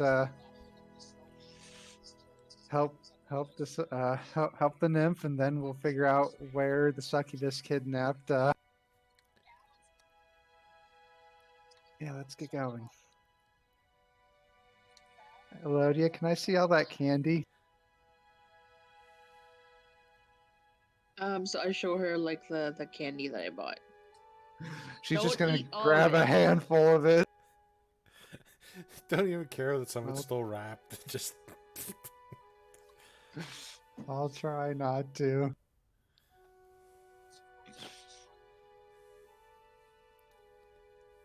Yeah, I assume we're heading back, unless anyone has anything else. Therius. No, I think we could head back. I don't really see a problem with it. So Layla will kind of whisper to. So how much do you, if you ever wanted to part with that golden rod? I don't think I'm gonna want to part with the artifact of a god. But I mean, you could donate it to, well, sell it to a collector or maybe a museum, and we wouldn't have to adventure anymore.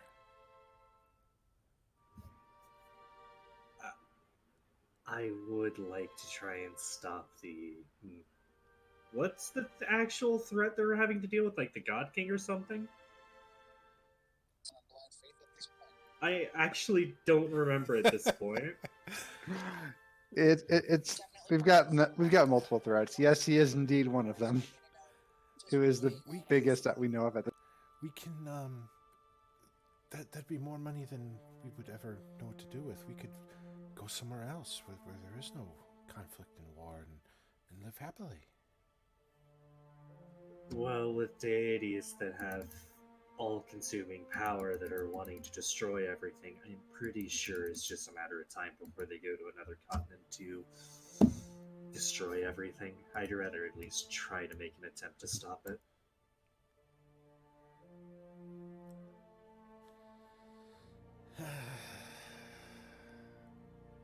Okay. And she just kind of. Plus, if walking we with do stop this, wouldn't that keep your family safe? Well, she's been, giving money, but she can't really visit her family because of her fugitive status. So, because she's being kind of partially blamed for, murder of a nobleman in the Moonvale. So, if she ever showed up there, she'd be arrested on sight and probably trial for murder and executed. Yeah, but the point of the matter is that there is currently two deities wanting to fuck shit up. Her family should still be an important thing that she wants to stop that from killing. I mean, she does care about her family. We could take them with. We could bribe some people and get them out of the Moonvale, and I mean, could travel to Tiazan. I hear it's a lovely land. It's on the other side of that sea over there. Other side of those floating islands.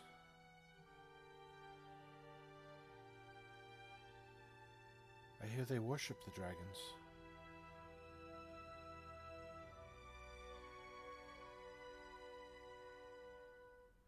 We could talk about this later. Let's get back to the temple and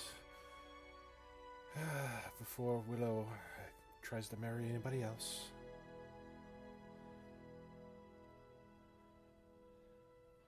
Yes, let's do that. So, as Mordecai is praying at the temple, the priest there is just kind of watching over, making sure that nothing is really desecrated or, any kind of tomfoolery is going around while, the respects are being paid. Though has not been any signs from any of the gods.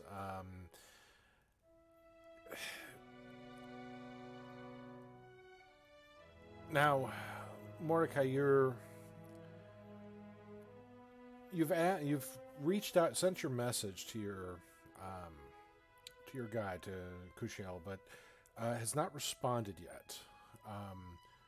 As you know, sometimes the responses can be direct and can be in other forms, sometimes dreams and visions as well, but has not responded to your prayers, to your requests. And then I go on with my current plan.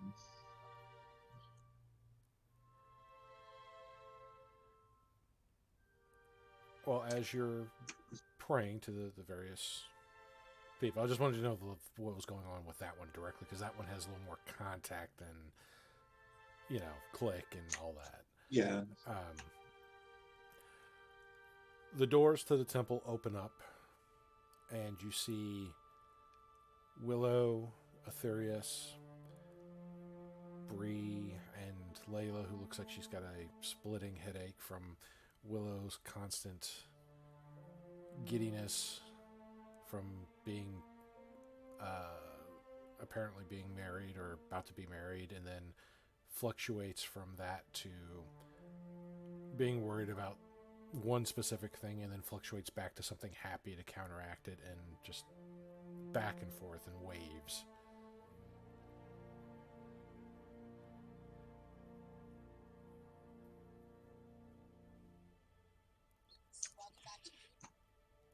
Hi guys. I see you weren't successful. I'll stand up and turn. No, we might have to go talk to Newt. As much as I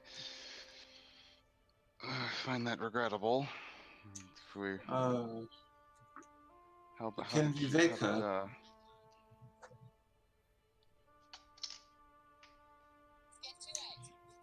I don't know. She's been sleeping ever since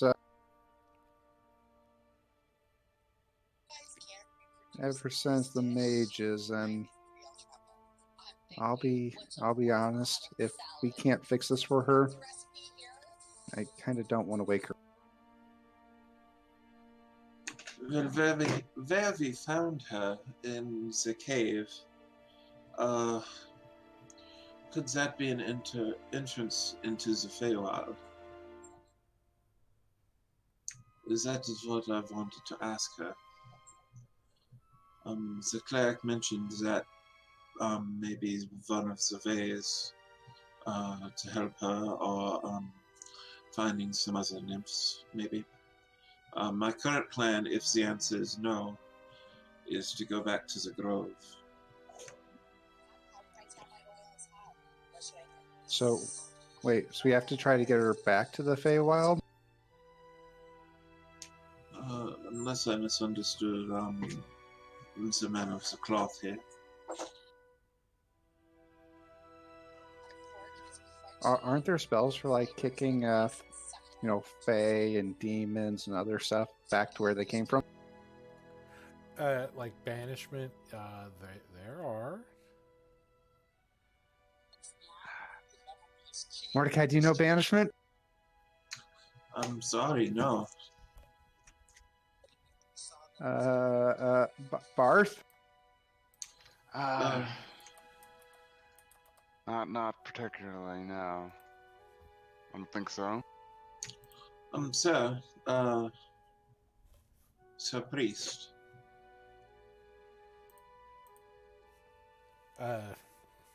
So Yeladin will look towards you. Yes. I know this is probably an imposition to ask, but would you happen to have access to a magic circle? Teleportation circle, specifically. No, we do not have such a thing in the temple. At least not what you are. At least not what you are familiar with.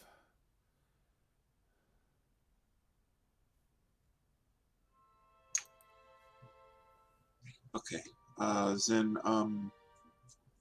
if I don't be hurry to the grove and speak with Zatinda there.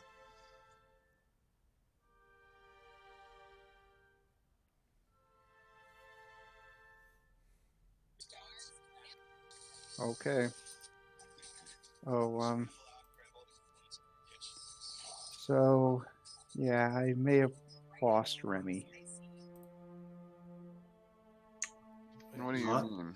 How do you lose Remy? This is Layla. Well, when I tried to send him the bird, it just kind of poofed into flame, which probably means he's on another plane of existence.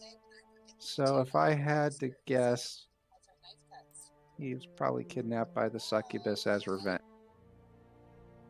Ah, great. Okay.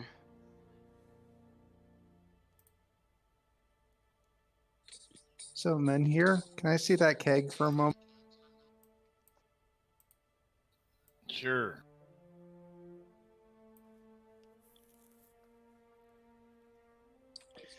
Okay, just gonna get one drink. 2 drinks. Would it be okay if I cast a spell within the temple? What spell are you thinking about the casting? Teleportation circle.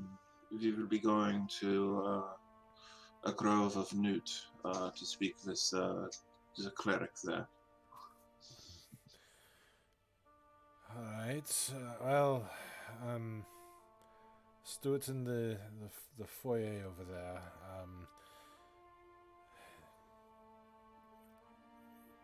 Do not. Yeah, he's just kind of like wary that you're casting stuff. He's kind of just watching you really closely. Mordecai's trying to be very above board. Oh yeah, I know. This is a little unusual, like everything that's going on here. So. Oh, similar, definitely, yeah. So. But he lets you do it as long as you confine it, to that foyer area. Okay, everyone, come over. It will take me 10 minutes to finish the spell.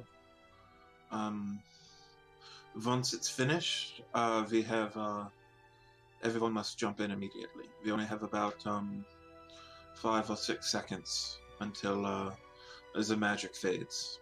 Okay? Okie dokie.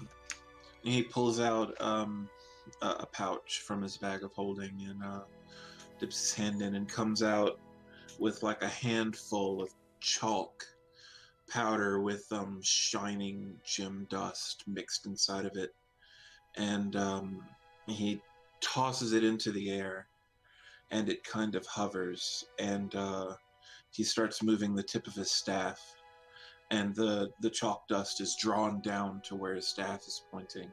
The mist slowly clearing as the glyphs are formed.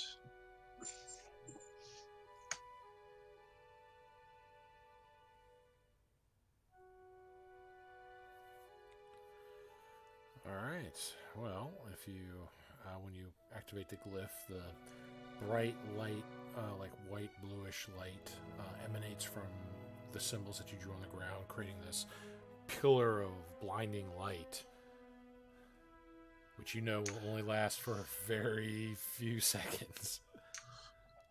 Come now, and he jumps into the circle. Well, in we go, I guess. We will appear in the basement of the Temple of the Platinum Sun in Aidenwall. Okay.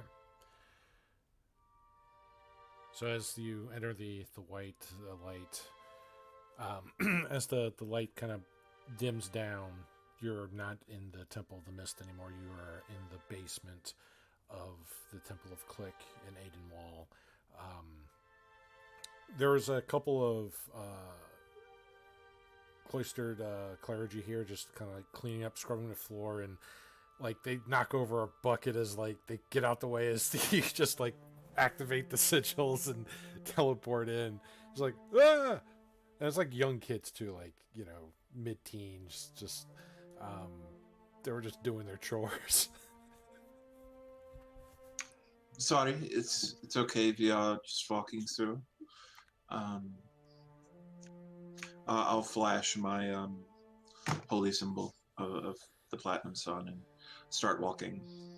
Well, I mean, they realize that if you're using the circle there, that you're probably somebody that is, meant to use it and well above their pay grade, essentially, so they don't ask too many questions. It's like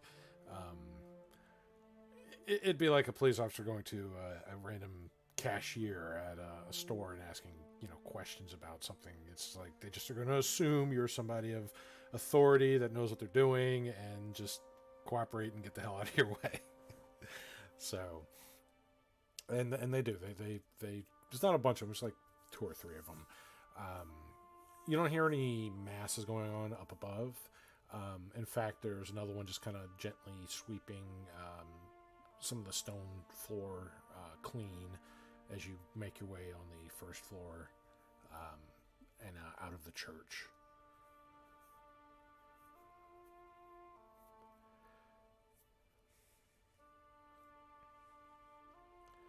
So, being that there's no more a constant blizzard here, the weather is much colder again.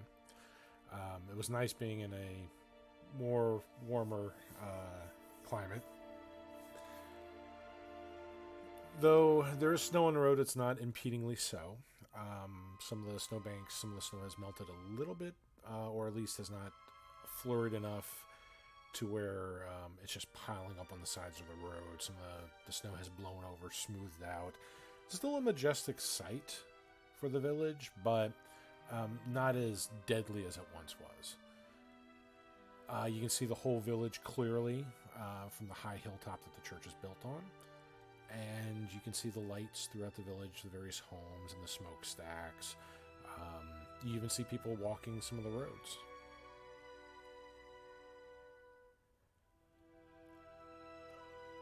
It takes you about a little over 30 minutes to get from the church to where the actual grove is located at. Is there anything you do before you enter the grove? Right now you're outside of the grove. Across the way from where the mayor's manor was burnt and collapsed, the building still has not been touched since the events of that night. Hello, do you want to talk here? He fishes in his bag of holding and then pushes a sack into her hands. Whatever it takes, I'm in for this.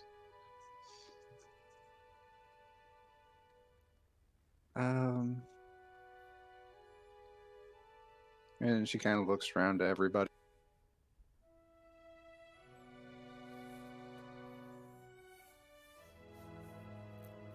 Oh, okay, I'll try.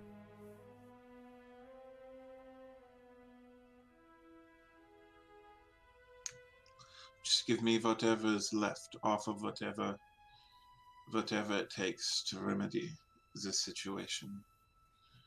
And if you look inside, it is just a giant sack full of platinum.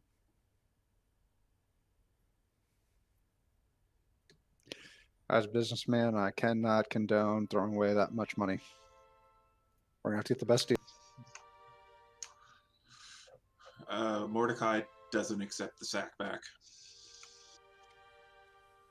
I want 4 rolls of toilet paper. You're talking about that's enough for that's barely enough to cover 2. Well, pretty soon the I currency try. will be toilet paper. Like Fallout has the bottle caps, it's going to be toilet paper.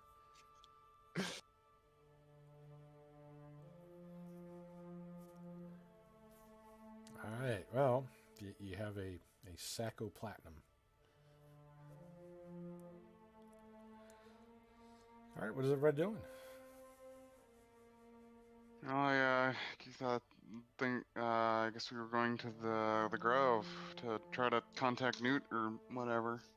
Yeah, you're right outside the woods of the Grove.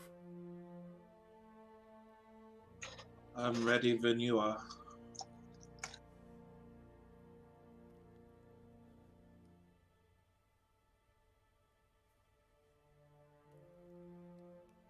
right. Well, if you enter the grove, much like you've been many times before, you enter in. It is much warmer once you pass the first couple trees, entering the outer portion of the copse. You see the rock and flower path that leads up to the stone shrine, the small little bits of water, the massive trees that surround this open area, the little simple log-like cabins that are in the back of the grove, the various firefly lights and floating emotes, the golden emotes that just hover about, blinking in and out of existence. The feeling of many eyes watching you.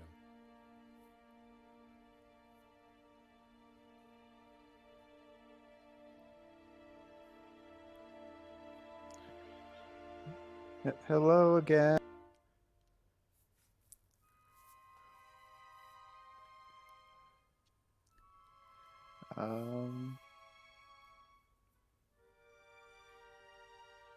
I don't quite. My friend needs help. Is there anybody who can please help? So you just shouting this? I'll be right back again, sir. Yep. Okay. I'm just hanging out with everybody else. Okay. So, all right. So you start just shouting in the grove, and eventually you see like a light kick on in one of the cabins in the back, and you see like the door opens up, and you see a familiar face, the older dwarven gentleman who is the druid of the grove, Drew, comes walking in with his staff in hand, his tattered gray robes, just walking. You see him just kind of squint for a moment.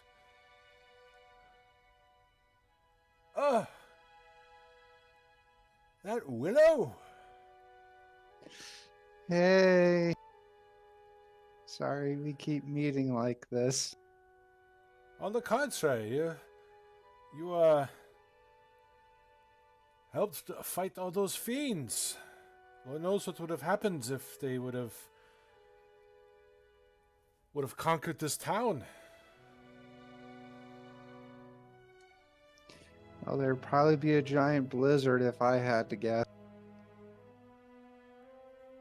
I'll take your word for it. What are you shouting about? He's walking. He's still walking over to you. He's just, he's kind of like shambling over with his staff, and My friend here was a nymph who was exiled by Newt, and we don't have much time left, and I'm running out of ideas. Exiled, you say? Do you know why? Well, she kind of failed the task Must have because been of an me. important one if she was exiled for it. Well, Newt wanted to cheer up a centaur boy, and he definitely wasn't cheered up. Definitely wasn't cheered up. I'll take your word for that. That's...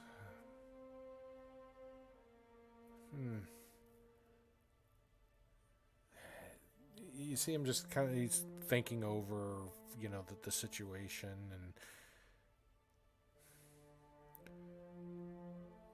I mean, if she's exiled, she will surely, she will perish if she does not is not returned home. Though the grove itself does have shares borders with the Feywild. I don't know if those energies would be enough to help sustain her, but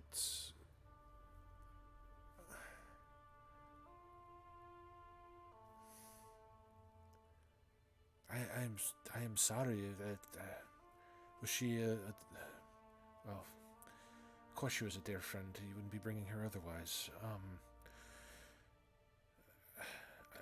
I'm sorry. Yeah. We will do what I can, but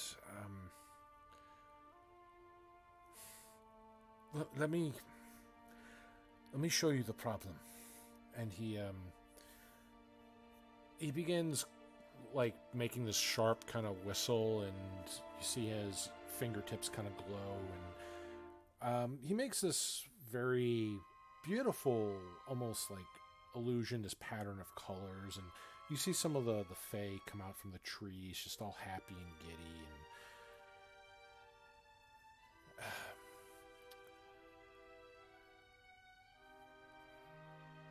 and the friends, I want you to say hi to Willow, the one who helped save the grove.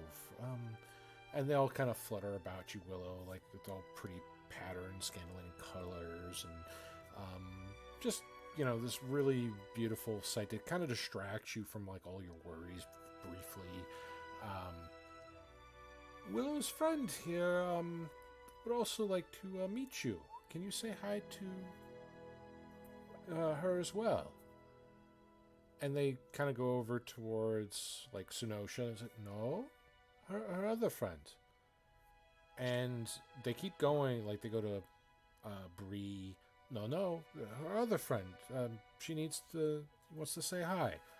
They go over to Layla. No, her other friend. And Oh, right. She mentioned this. they cannot. It's a little more than they cannot see her. She literally does not exist to them.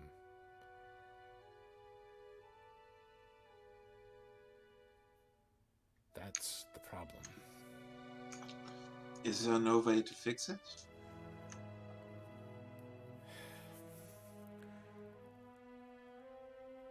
We would need to speak with some other fae, maybe more knowledgeable or more powerful fae. They may know of how to fix this. I can hope that the magic of the grove may slow down the process, but I do not know how to cure this.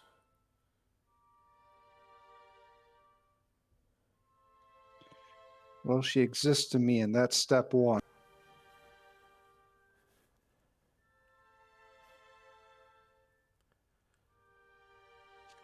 You don't happen to know where to find these other more powerful fae, do you? And say like the next, call it 3 hours. Well, I mean, going into the Feywild would be, one way of doing it.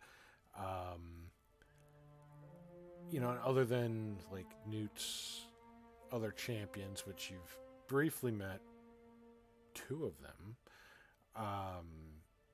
The only other time you've met other Fae was when you were in the Feywild in another part of the Feywild, where they had a town and they had the Princess Dandelion, who was very interesting to say the least. And you even saw Imri making out with one. But if we go into the Feywild, we're going to miss the tournament. There are some things that are more important to me. Didn't we leave? What's the girl in the town? So if we disappear, you've left Abigail in bed. so in the Wait, we did what? Yep. Oh my god. God. Oh, this is Love it. Barth, why did you say something sooner? I'm a terrible mother. Villa, calm down. Let's go ahead. We'll leave the nymph here. We can hunt down the succubus and then I will teleport us back to the town so we can get Abigail. Well, I doubt the succubus is anywhere around here. I doubt she's anywhere around here. That is fine. I pull out the scrying ball. Are we ready? Go ahead, Mordecai.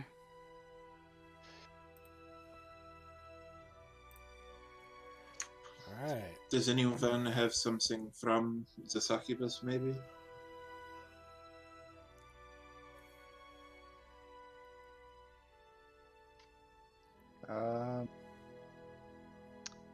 Min here. Do you still have? All right, Min's not here. I was hanging around, but what are you yeah. asking? Does he still have the clothes from the mud wrestling pit incident? No, he gave those back. And the clothes, she was never topless in that. She took everybody else's tops. Wait, It was worth a shot. do you remember these nice matching uniforms that were mandatory for everybody to wear? And Leia's like, oh, how can I forget? The thing rode in places, well, only Aetherius is allowed to go. I believe Well, it's too one of much the- information, but we have that. We also have that dagger. The one from the gnome that I think was used to summon her. That's probably the best bet. Actually, I don't think that it I was. means, Used... don't really know. Back. No, wait. I think it was used to I'm murder back, y'all. him. And Hey, no men, one here cares. we need something from the succubus. Did you happen to Did you bang the succubus where we weren't looking? Well, I don't know. I was MIA for a few weeks. What did I do? Well, I mean, as, you know, Okay, Menhir isn't two- stupid. 2 questions. Yeah, exactly. He's not retarded, so probably not. He probably avoided demonic Puntain, y'all. Yeah.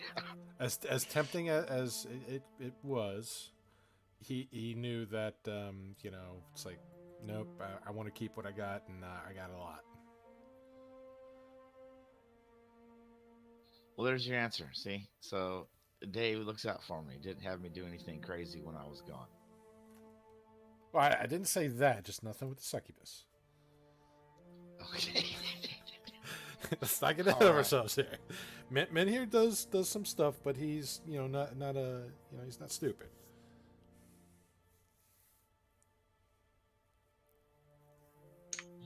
So the knife. I don't think the knife. Just ignore that. Okay. So if we have nothing, I'm somewhat familiar with her, so at least she won't be particularly resistant to the spell. Let's see if I can see her, and I'll activate the scrying spell from the crystal ball. Okay. So as you activate the crystal ball, you see like the swirling gray mass inside just start to spin, and as it gets kind of violent with that, you see the swirling clouds inside just begin to slowly calm down and almost fall like a snow globe. However, when it falls, the inside of the crystal ball is clear.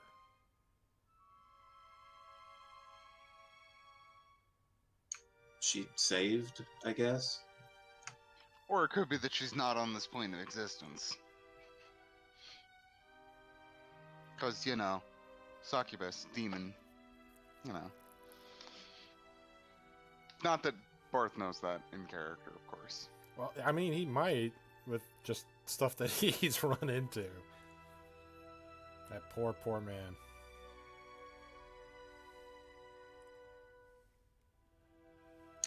I don't know. What am I assuming net if I'm looking at a clear nothingness in the ball? Make an Arcana check.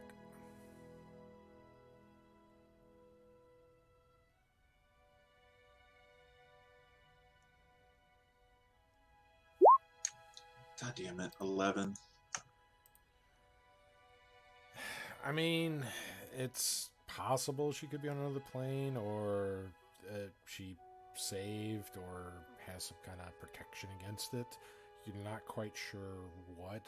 You just know that the item was unable to discern her location. I couldn't scry her. So unfortunately, that without knowing where she is, I can't teleport to her. So I suppose we should focus on saving this nymph.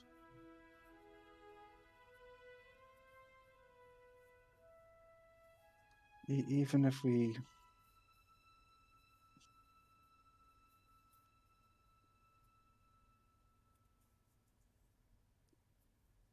Can she be saved at this point?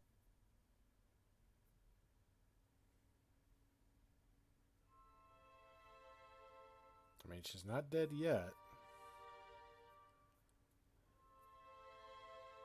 And I am willing to venture into the Feywild. We have a lot. I cannot speak for anyone else's. Though.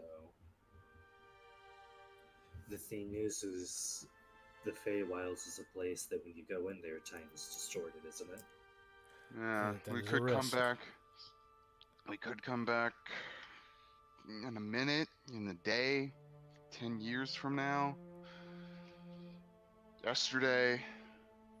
You did get Could be really any lucky number of when you things. last were in there. Really lucky. Like the best possible kind of luck. Like it, It also can mess with your memories too. All I am Yeah. saying is that I'm willing to make I, the risk. as much as I. Wow. I just think we maybe have more. As cruel as it sounds, we may have more pressing matters to deal with than the life of one nymph. Willow?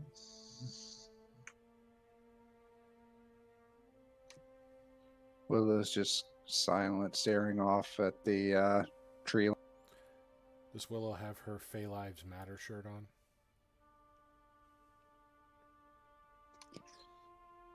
To be fair, this Fae was kind of got us into this situation. I mean, you know, Bert's not gonna say it, but we're all thinking it. Or at least I'm thinking it. Tell me what you're thinking, Willow. I'll try and make it happen.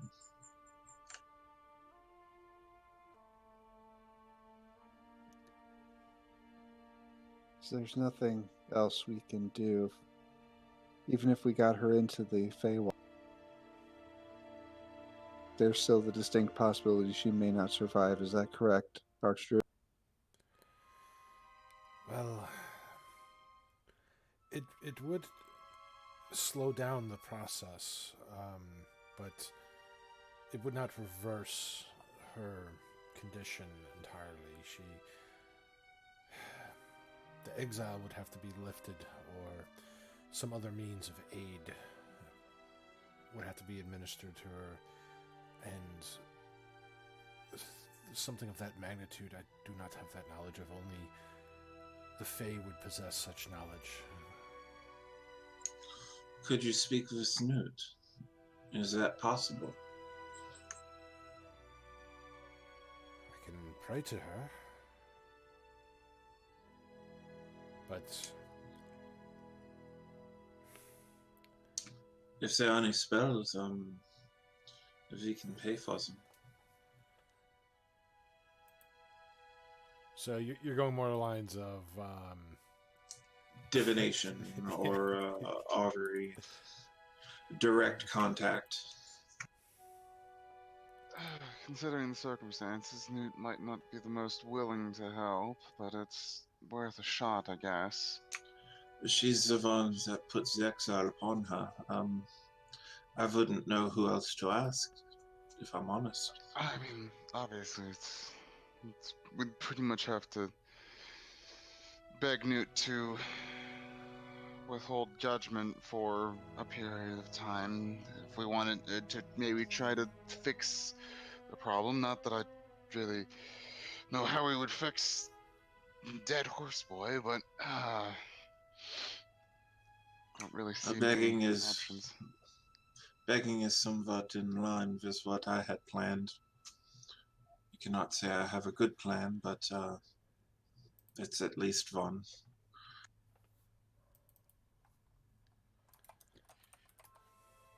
I can try begging to her. At least, for a little bit of time to show that she can redeem herself.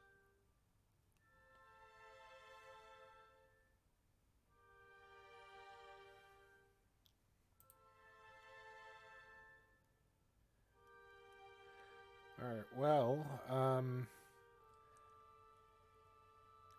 he can't do commune, but he can do divination.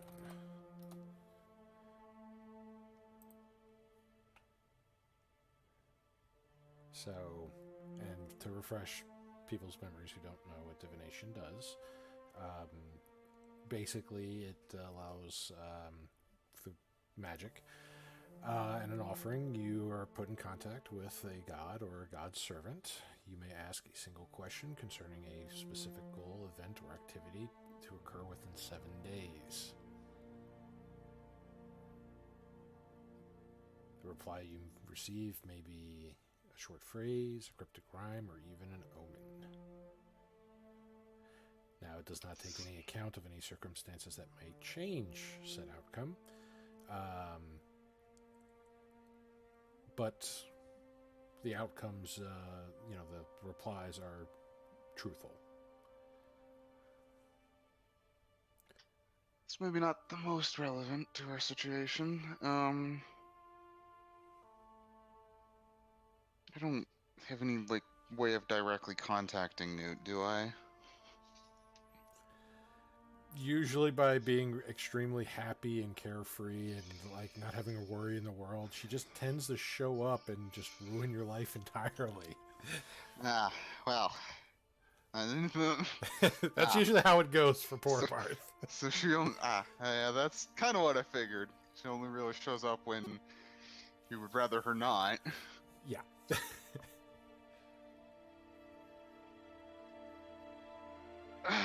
Well, do you have any idea?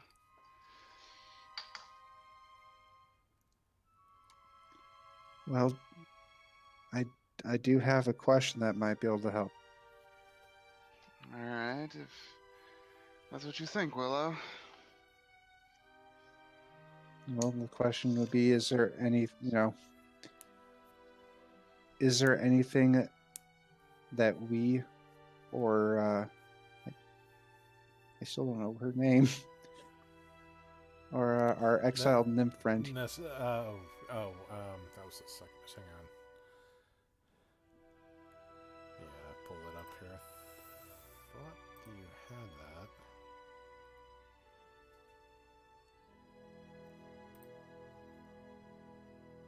that. I'll get you the name in just one moment. Go ahead. What you were asking? I gotta go back to the notes. That if there's anything either of us can do to convince her to lift the banishment.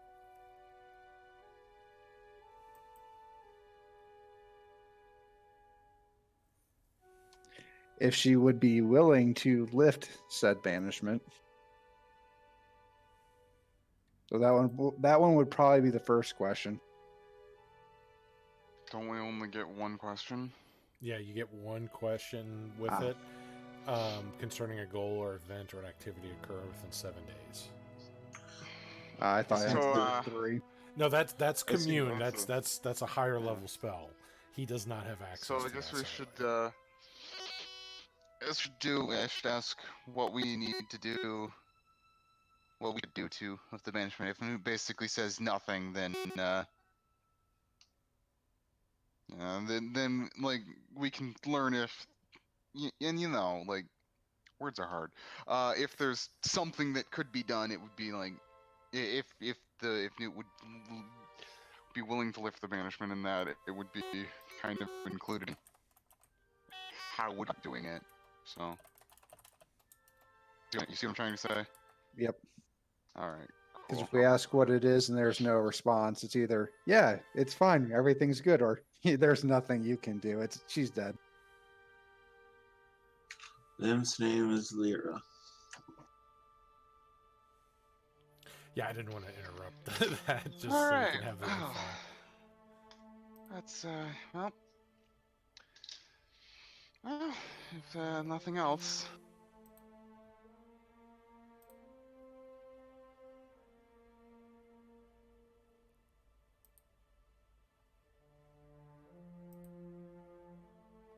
So did you want to try to use divination or just leave the nymph here?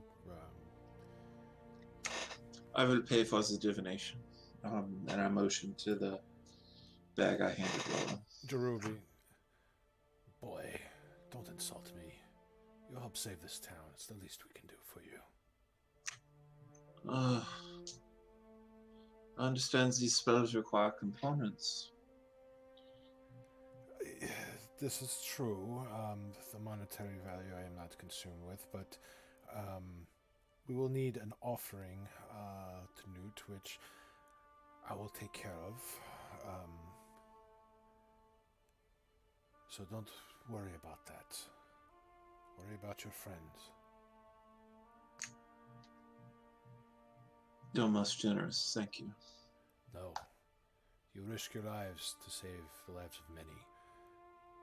You are the ones that have taught us the meaning of generosity. And he'll begin preparing the divination here. And he's getting things like, you see him grabbing like sprigs of like mistletoe and various flowers and things. So he's preparing the offering and a whole like high quality incense. Really high quality incense. And he's getting it all together.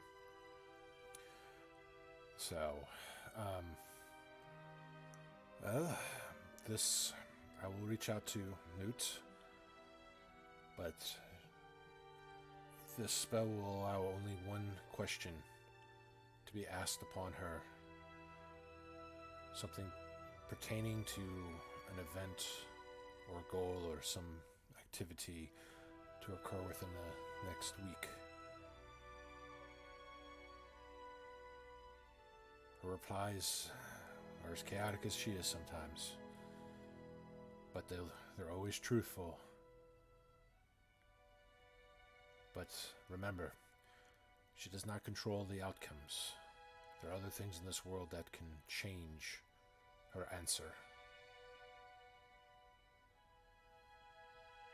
So what is the question that you will be asking?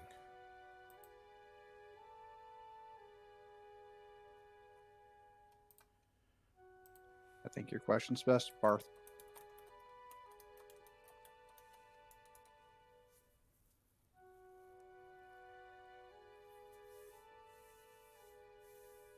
And how was the question worded? Right. I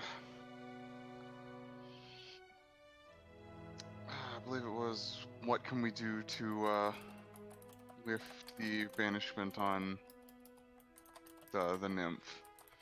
And you used her name, I just don't remember. Right, yeah. Lyra. Lyra the nymph. Yeah, Lyra.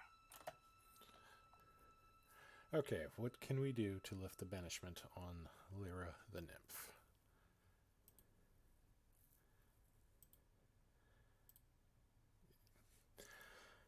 So, he repeats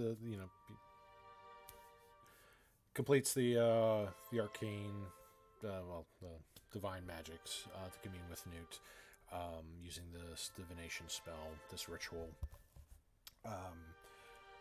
Asking that question verbatim to Newt. You just see him just kind of pray and wait as he's kind of taking in the area. You're not sure what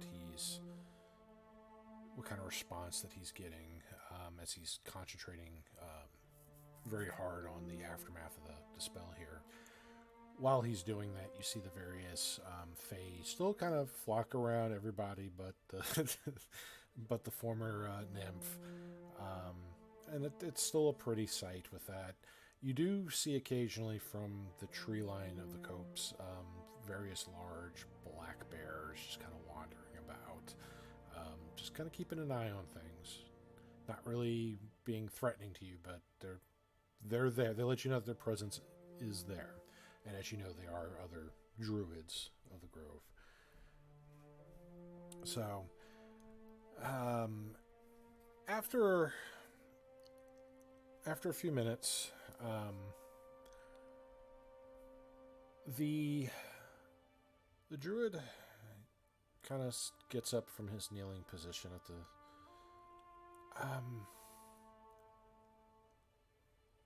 this is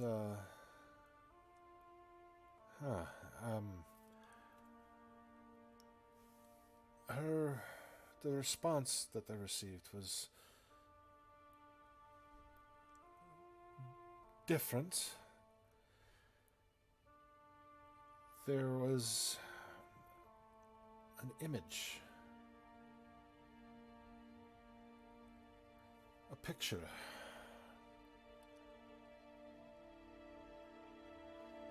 It was a symbol of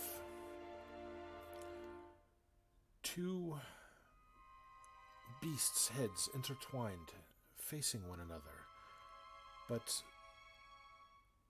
the image itself was not a drawing, but a carving on some kind of golden tablet. Never seen anything like it before. And the scenery of it pulled back to some sort of temple, covered in vines and leaves. It's almost as if nature reclaimed the temple, but there was something off about it. The image could not linger too long. And then the image faded.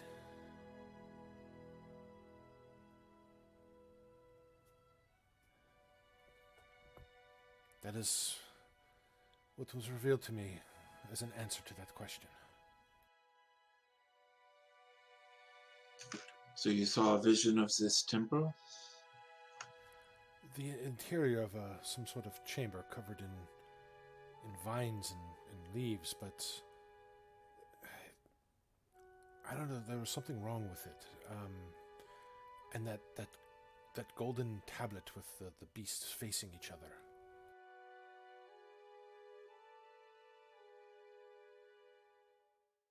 Have I ever heard of anything like that? Yeah, Willow's racking her mind on this one. Make a history check. Oh, well, shit.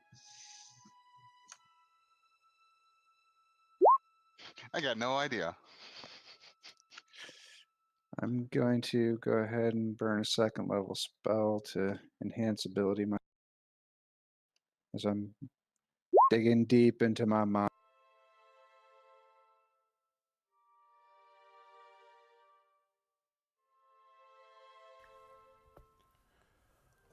Come on, character sheet, cooperate.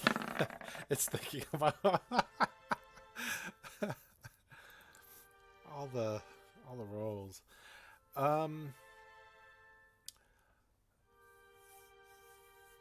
So the tablet that was kind of described the iconography on it, and he'll even try to draw it for you just for to help clarify it. But when he starts describing like the beasts that are on it, and these are like apex predator type animals facing each other, almost like in conflict.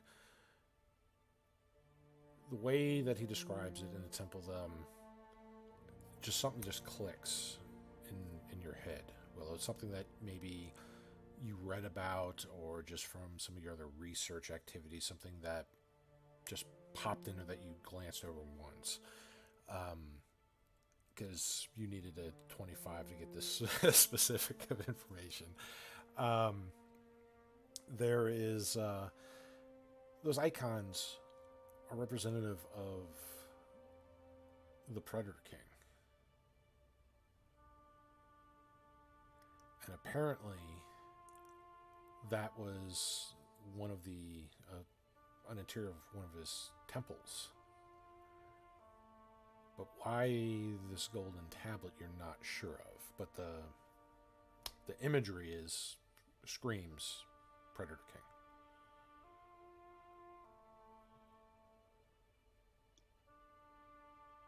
That's what I was worried about. I don't suppose you all happen to know where ancient Predator King temples happen to be? And she looks around.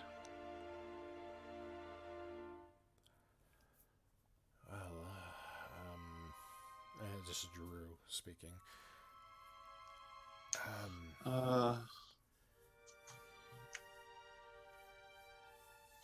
I mean, can I roll a religion or something? Well, for the temples themselves, I mean, you can roll a religion. It won't give you an exact location because they're not publicly, like, they're not something you would find in a city.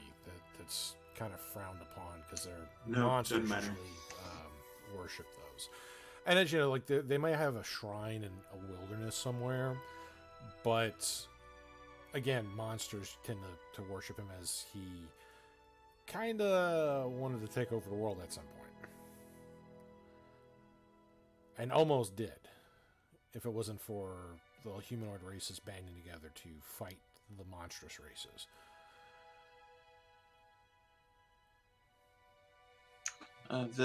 Sir, I have this, and I pull out the scrying ball again. You can scry on a location, and if you're able to get a good sight of it, you might be able to take us there with this, and I take off the helm of teleportation. I can return you to Aidenval once we are there. Unless someone has a better idea, I don't know of any as a better way to get us out to this place.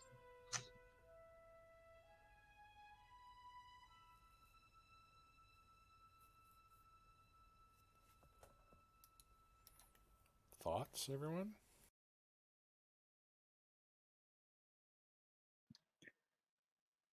Problem is we don't know where this place is. That is the point of the scry. I'm hoping that being able to see the scry will make you familiar enough with locations that we can get there with some reasonable level of accuracy. I can send our friend here back to the Aidenval with another teleportation circle, and if he leaves the helm of teleportation with us, I can get us back to the city we were just at. But I only have these items until the morning. So if we use them now.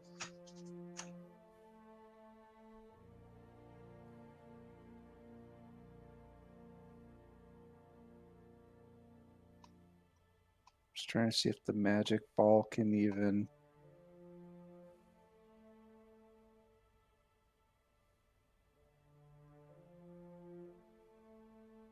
Because can we teleport to a. Even if we scribe the location. Well, if we scribe the location, we could teleport to it. But can we scribe the location just based off a pic?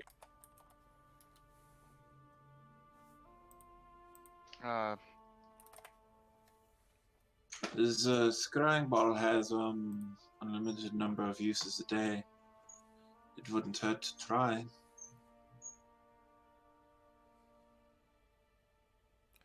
Well, let's see. Well, the scrying would go on a particular creature.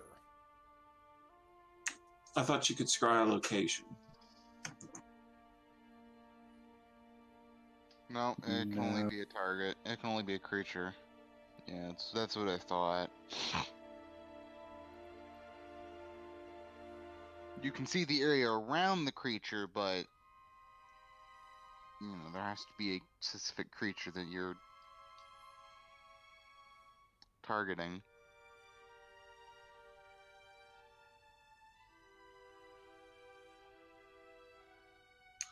Instead of targeting a creature, you can choose a location you have seen before as the target of this spell.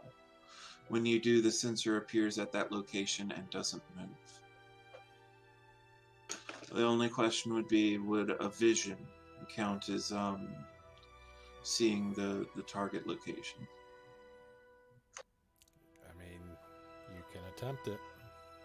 Yeah, that's what I'm saying. The crystal ball doesn't say it has a limited number of uses. The only thing that we would need is our friend cleric attuning to it. Well, that and the helm to actually teleport. Well, I have that though, Which would still lose some of its uses. Yeah. It has 3 uses currently since I used since I used the teleportation circle instead. Okay. So just make sure I've got the whole plan right. He scries on that location. He teleports us in. You magic circle him out. Right. We finish up what we're doing. And then we teleport back to the city before. Or I could teleport us back to Aidenwall and then to the city. So we have 3 charges on the helm. But it just matters how many times it takes to get to the temple. It may take a couple of tries. I don't know. This is all theoretical until we actually try.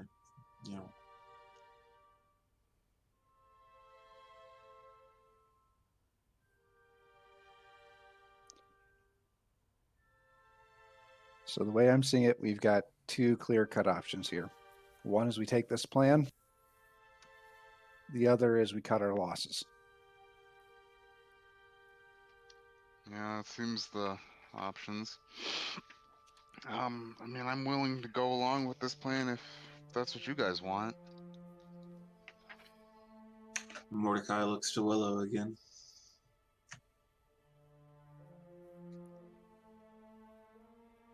I mean, I'm up for it. Yeah, me too.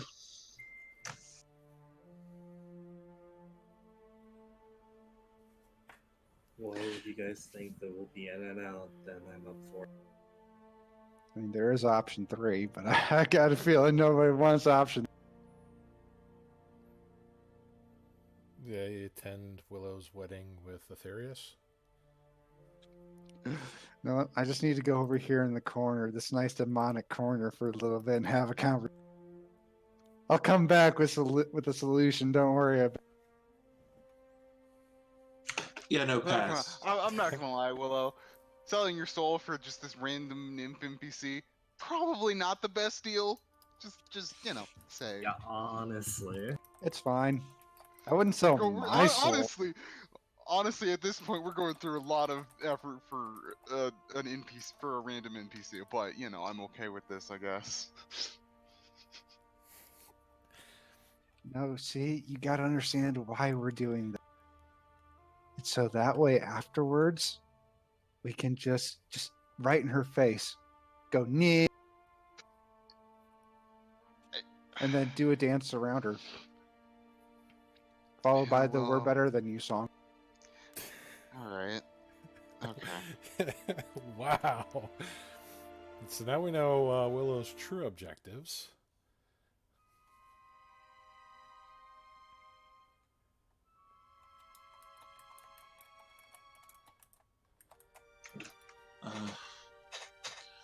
She wouldn't be in this situation if it wasn't for us. I feel like I owe her this. Perhaps V owe her this, but I won't speak for anyone other than me.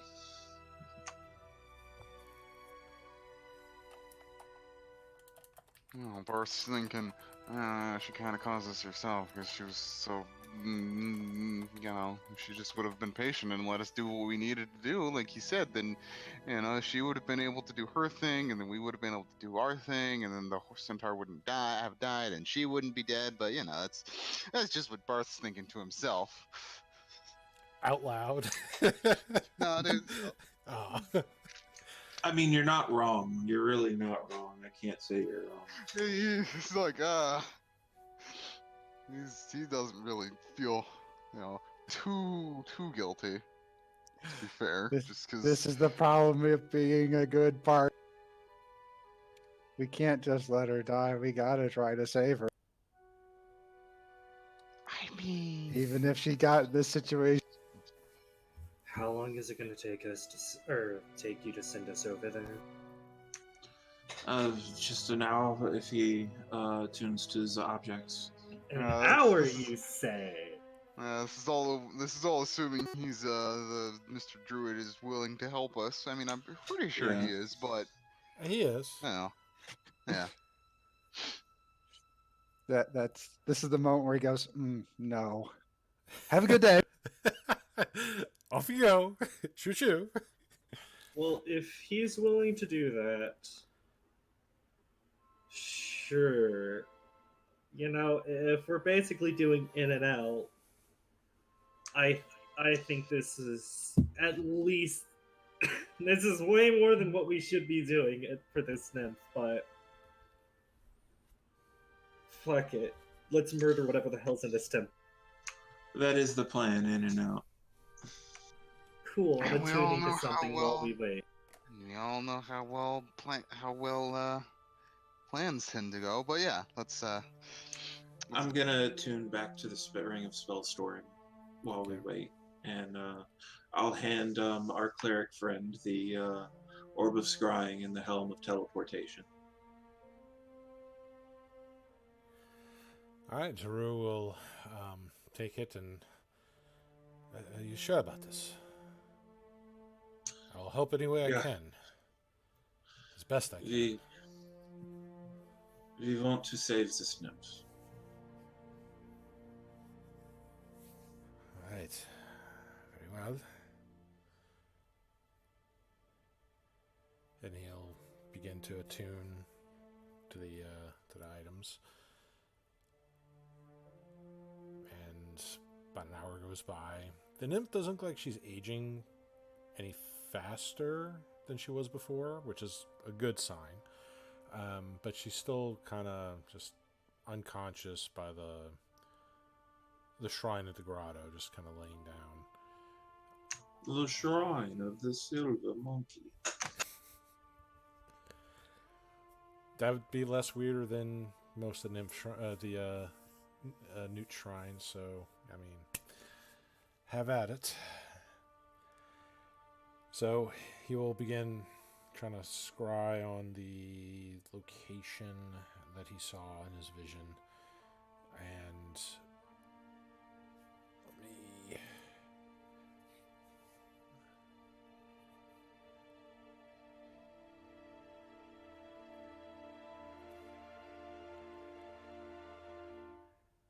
So much to you would guess in the ball, you can see like the gray swirls again, and when it goes down, there are so many trees and things here. It is quite clearly a jungle that he's looking at, and he's focusing as hard as he can with this.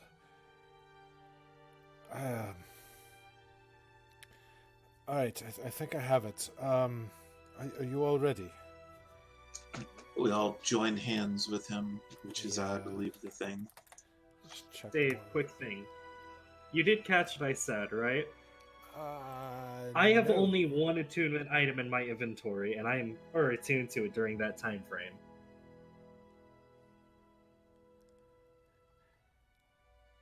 I get what you're saying. Are you talking about a small golden thing? Yes. Something in me says that, we might need to have a weapon. I'm gonna stab. Alright, so let's see. Just want to see here. Where is it? Alright, so 8 creatures. How many we have going? We have Drew. We have. Let's see. Drew. Mordecai, Willow, Minhir, Menhir, Bree, Aetherius, Barth. Layla, Willow, Elodia, Senosha. It's 8. 6 party members. The druid to get there. And oh no. Yeah, so there's 9 right now. So somebody's got to be left behind. Is it going to be Layla, Senosha, both?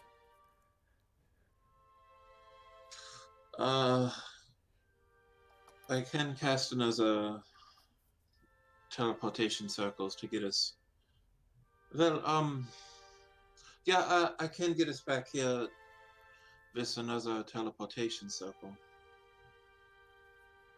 Okay, but who's going now is what I need to know. Up to you guys. Oh god, the cat started meowing again. 1 second. Let me I out. say we bring the party. We bring the druid. Like, we have to bring those 7. That is Right. a mandatory. Yeah. There's Really, it's a matter Senosha, of- Layla, and Lyra. Right, but Lyra's unconscious at the. Lyra should stay here. Yeah. Although, what if what we need is to bring her there? I mean, I don't know. I mean, it was pretty vague. It's just the thing is there, so we don't know if like we need to bring her there to like dunk her in like water or something, or or if it's just a thing we need to get from there. So we don't know if her being there is important or not. So We can bring back water. I'm just saying, Like, if we have to bring her in front of that golden, yeah, might. Then we will be leaving Layla and Senosha. Yeah, that might be what we need to do. Okay. Does anyone else have any? Does anyone object to that? 9. it's the safest plan-wise, the most dangerous otherwise. But I think it's the best one. It's kind of the only Yeah. decision we have. Yeah.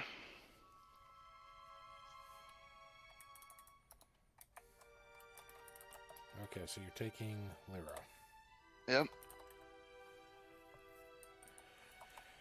All right. Well, Layla and Senosha will just step back and don't forget about us. Be careful, Barth.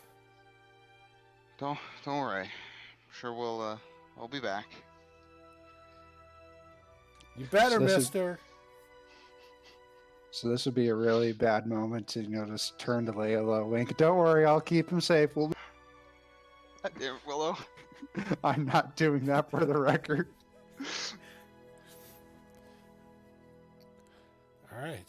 So with that, Drew will activate the Helm of Teleportation, and all of you are, gathered about except for Layla and Sinosha, and you just kind of blink out of the grove, and you feel your bodies get kind of pulled for a moment, and in that same brief moment, you feel that pull stop jarringly as you are teleported to your new destination.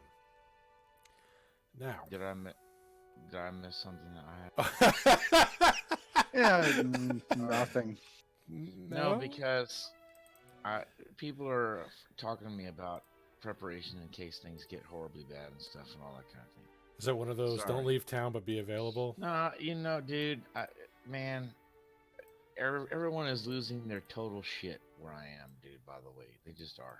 They're losing their freaking minds, and it's not gonna be fun. That's all I'm saying. So I'm always talking to people and everything, and my family members and all that kind of stuff about what all we need to do and everything. That's what I've been doing pretty much this whole time. Sorry, I've been on the phone with like 3 different people. My bad. Well, we're going into a temple. That's an understatement. Yeah, we're teleporting into the jungle to go to a temple. It's okay. Everything's fine. Sure.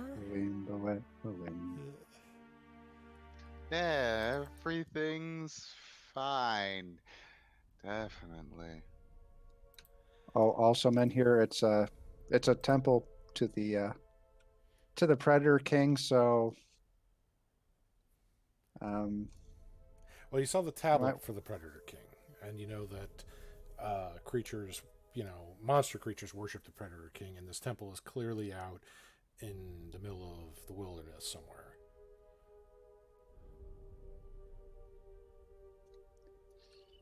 In the Okay. jungle.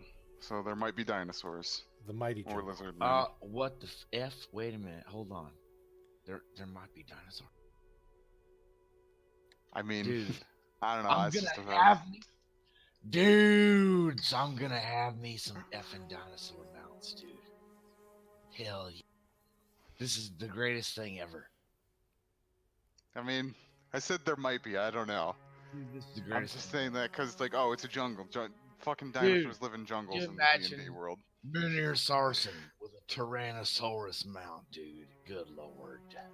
That'd be Yeah. amazing. Well, Take that, Gorda. You've been outdone by a Tyrannosaurus. wow. Wow. And all of a poor sudden, Gorda. there's a hissing voice Set. behind you that says, "Bad meat." Awesome. I'll beat its ass. There's no goblins here. I mean, would he consider them good meat? I mean, they don't stink, and probably, Okay. All right. Well, it's an inside joke from our Monday game. So anyway, the teleportation goes off, and you feel your bodies get pulled, and as the jarring stops, almost as soon as it starts, the scenery, like your vision kind of blurs, almost like the speed lines, just from how fast you're moving, and then when they stop, your surroundings are completely different. You are in a jungle. More precisely, you are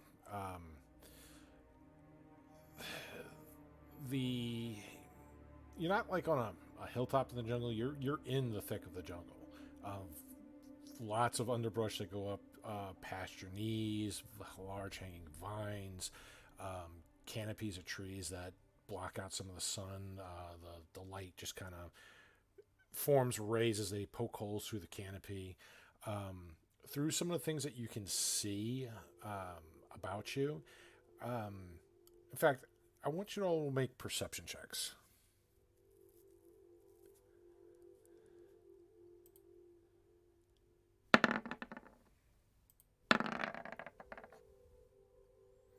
Willow sees through time and space.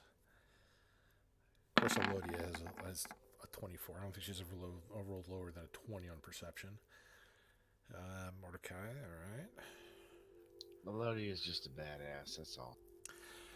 All right. Well, so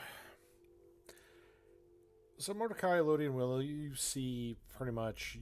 You're not focusing so much on the tree aspects as you're picking up the various animals, but more distinctly, you're hearing animals you have never heard before.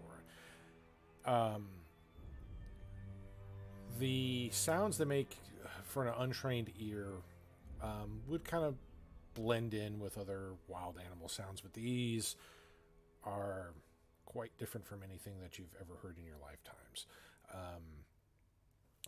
Different in just like they don't sound like any natural animal that you've heard. The other things that you pick out here, in fact, Elodie and Willow kind of sees some of this. In fact, I'll say Mordecai can see this as well, is through some of the jungle trees. You can see off in the distance there's like large cliffs and hills and little mountains. And one of the mountains is erupting. It's a volcano. It's got big plumes of black smoke, the fiery red and orange glow from the trail of lava that's trickling down it. You can quite clearly see it. Willow and Elodia can also see other things moving about there. In the sky, there are large winged beasts that are flying about. They can see kind of through the wisps of the smoke as they move about. They also feel some of the in between the tremors from the volcano. They can pinpoint really heavy footfalls not too far away moving about in this jungle. And that's again another animal that you've never heard that cry before. What you don't see is the interior of a temple, or that temple. Dude, why did this just came into my head? Da-na-na-na-na-na-na.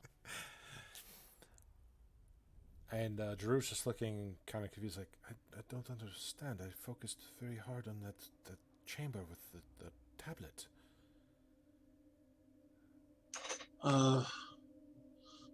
I think you can try one more time. We would still be able to get back to the city. What does everyone else think? Time is somewhat of the essence. Well, it could be not far from here. Could, but could also be rather far. It might. Assuming that trying again doesn't really cost us much, it might not be a bad idea to. Although we should definitely keep an emergency plan to escape rather immediately handy. This place seems incredibly dangerous, so. Yeah, but if we do it, we're not going to be able to get back for the tournament.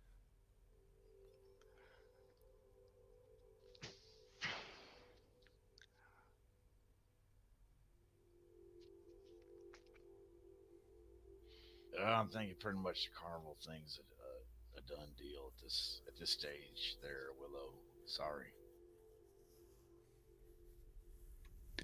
We also kind of left somebody behind. Yeah, we do need to get back. Well, unless we have some way of locating which direction the temple would be in, blindly wandering through this jungle seems like a bad idea. Well, it's just, One moment. Let me fly up and see if I can catch anything.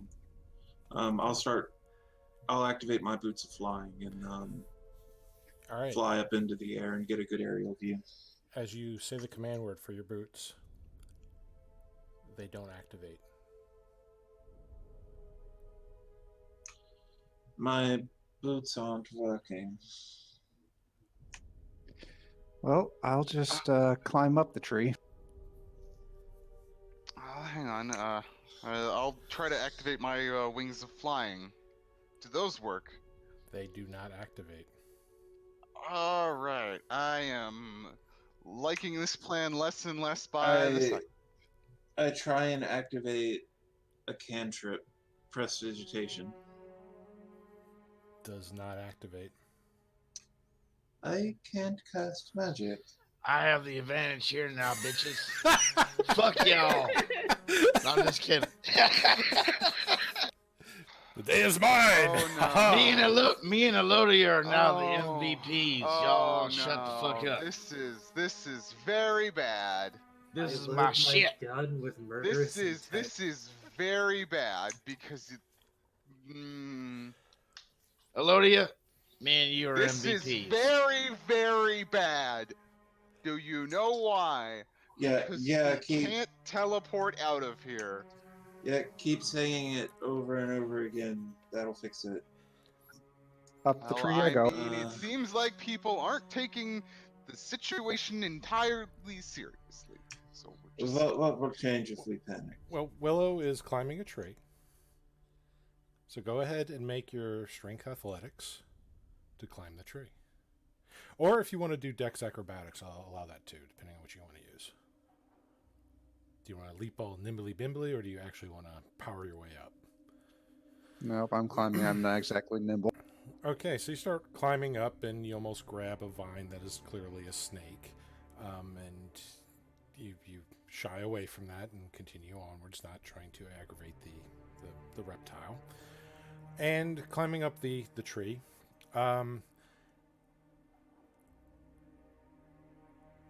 make another perception check.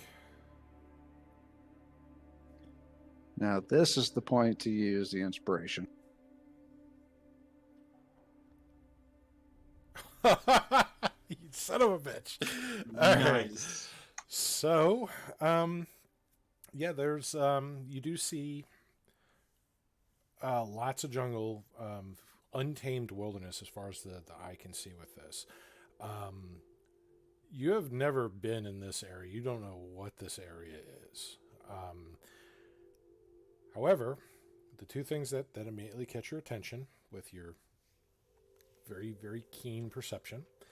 One, through the trees, you appear to be on an elevated shelf in the jungle. Like there's more jungle like below in another section. It kind of dips, so it's like there's jungle, a cliff, and more jungle. Down in that lower part of that cliff where there's more jungle, you see what looks to be bits of some sort of city down there. Either like some kind of like yellow bricked, almost Aztec or Incan kind of design, where it's kind of the flat tops, pyramids style buildings.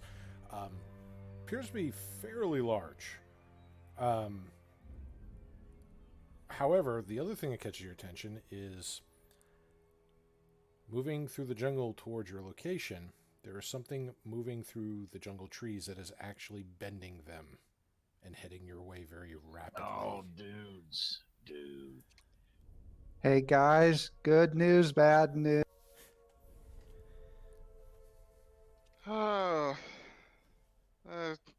Okay. How bad is it, Willow?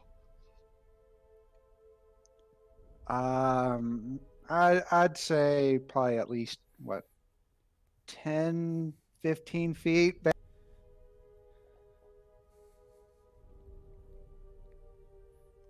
They're a lot bigger. 10, They're a 15 lot feet bigger. what? They're a lot bigger than that. Well, there's a lot of trees. I can't tell you, but I'll probably be able to tell you whatever's here. moving through the trees is probably over 15 feet tall. And you guys will be able to tell me what it is here in a few moments. I also see a city off, and then she gives a direct. Yeah, and the city, well, just for the sake of compassing what you assume to be, because you can't really see the sky with the volcanic ashes and stuff. What you would be what you're assuming is north. It is kind of to the north and west, down below that cliff and shelf, and the thing that is approaching is directly due south and closing quick. So it's. So let me get this straight. It's not in between us and the city. That's correct. Okay, Willow. If you should get down here, we should probably make her get out of here. Okay, and she's going to. How high up? So you are probably about 20 feet up in the tree. Right. Well, I'm now 0 feet. So I will be taking that fall damage to quickly get out of the tree. Can I catch her? You can attempt to make a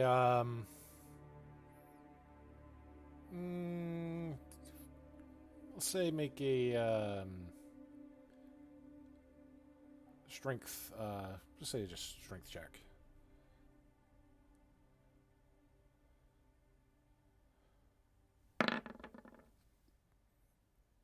It's like the scene out of The Princess Bride. She just falls down, and you're like Andre, just boop, just catching her. There you go. Yeah. Yay! I knew that would work. Ah, right. Well, we should leave. Which way was the city that you saw, Willow? Northwest. That way. She'd already told us what direction it was. All right, let's Just acting in character. let's go. Let's not be murdered by a dinosaur. Mordecai starts running. Yep. We're all gonna be making our way there quickly.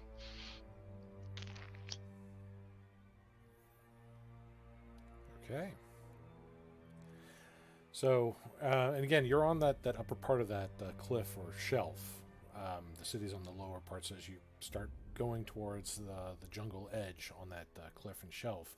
You do see what Willow saw was more jungle and bits of yellow brick covered in vines, kind of peeking out some of the parts of the jungle, probably some of the taller structures. You can see them dotted out in various areas of the jungle. So, you know, there is quite a few of these structures here, which is why she says it's kind of like a city. But that is not the only thing that you see here, because you hear a roar, not a reptilian kind of roar, almost like a large vermin kind of roar. And as you get by the cliffside, you see what can only be described as a colossal, I wouldn't say feral, but maybe fiendish wouldn't be the right word.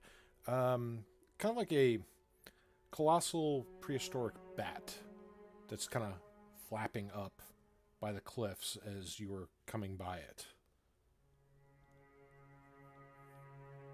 Black fur, kind of little spikes coming across it, looking down towards your direction as it just kind of cocks its head back and sees you right on the outside of the jungle tree line. We're like straight up in the land that time forgot. You don't know, but it's definitely something you've never seen before. But with that is where we're going to end the session today. Oh, God damn it. Yeah, that's 15 minutes early, by the way. And we've run a lot of times over a lot too. So, Yeah, that's true. But we gotta pick our spots, because if we start the conflict with that, there's no telling when it would possibly end, depending on what's going on. So I want to give everybody a fair chance to focus on that, because you're gonna need it. So it's gonna be a good fun time next week.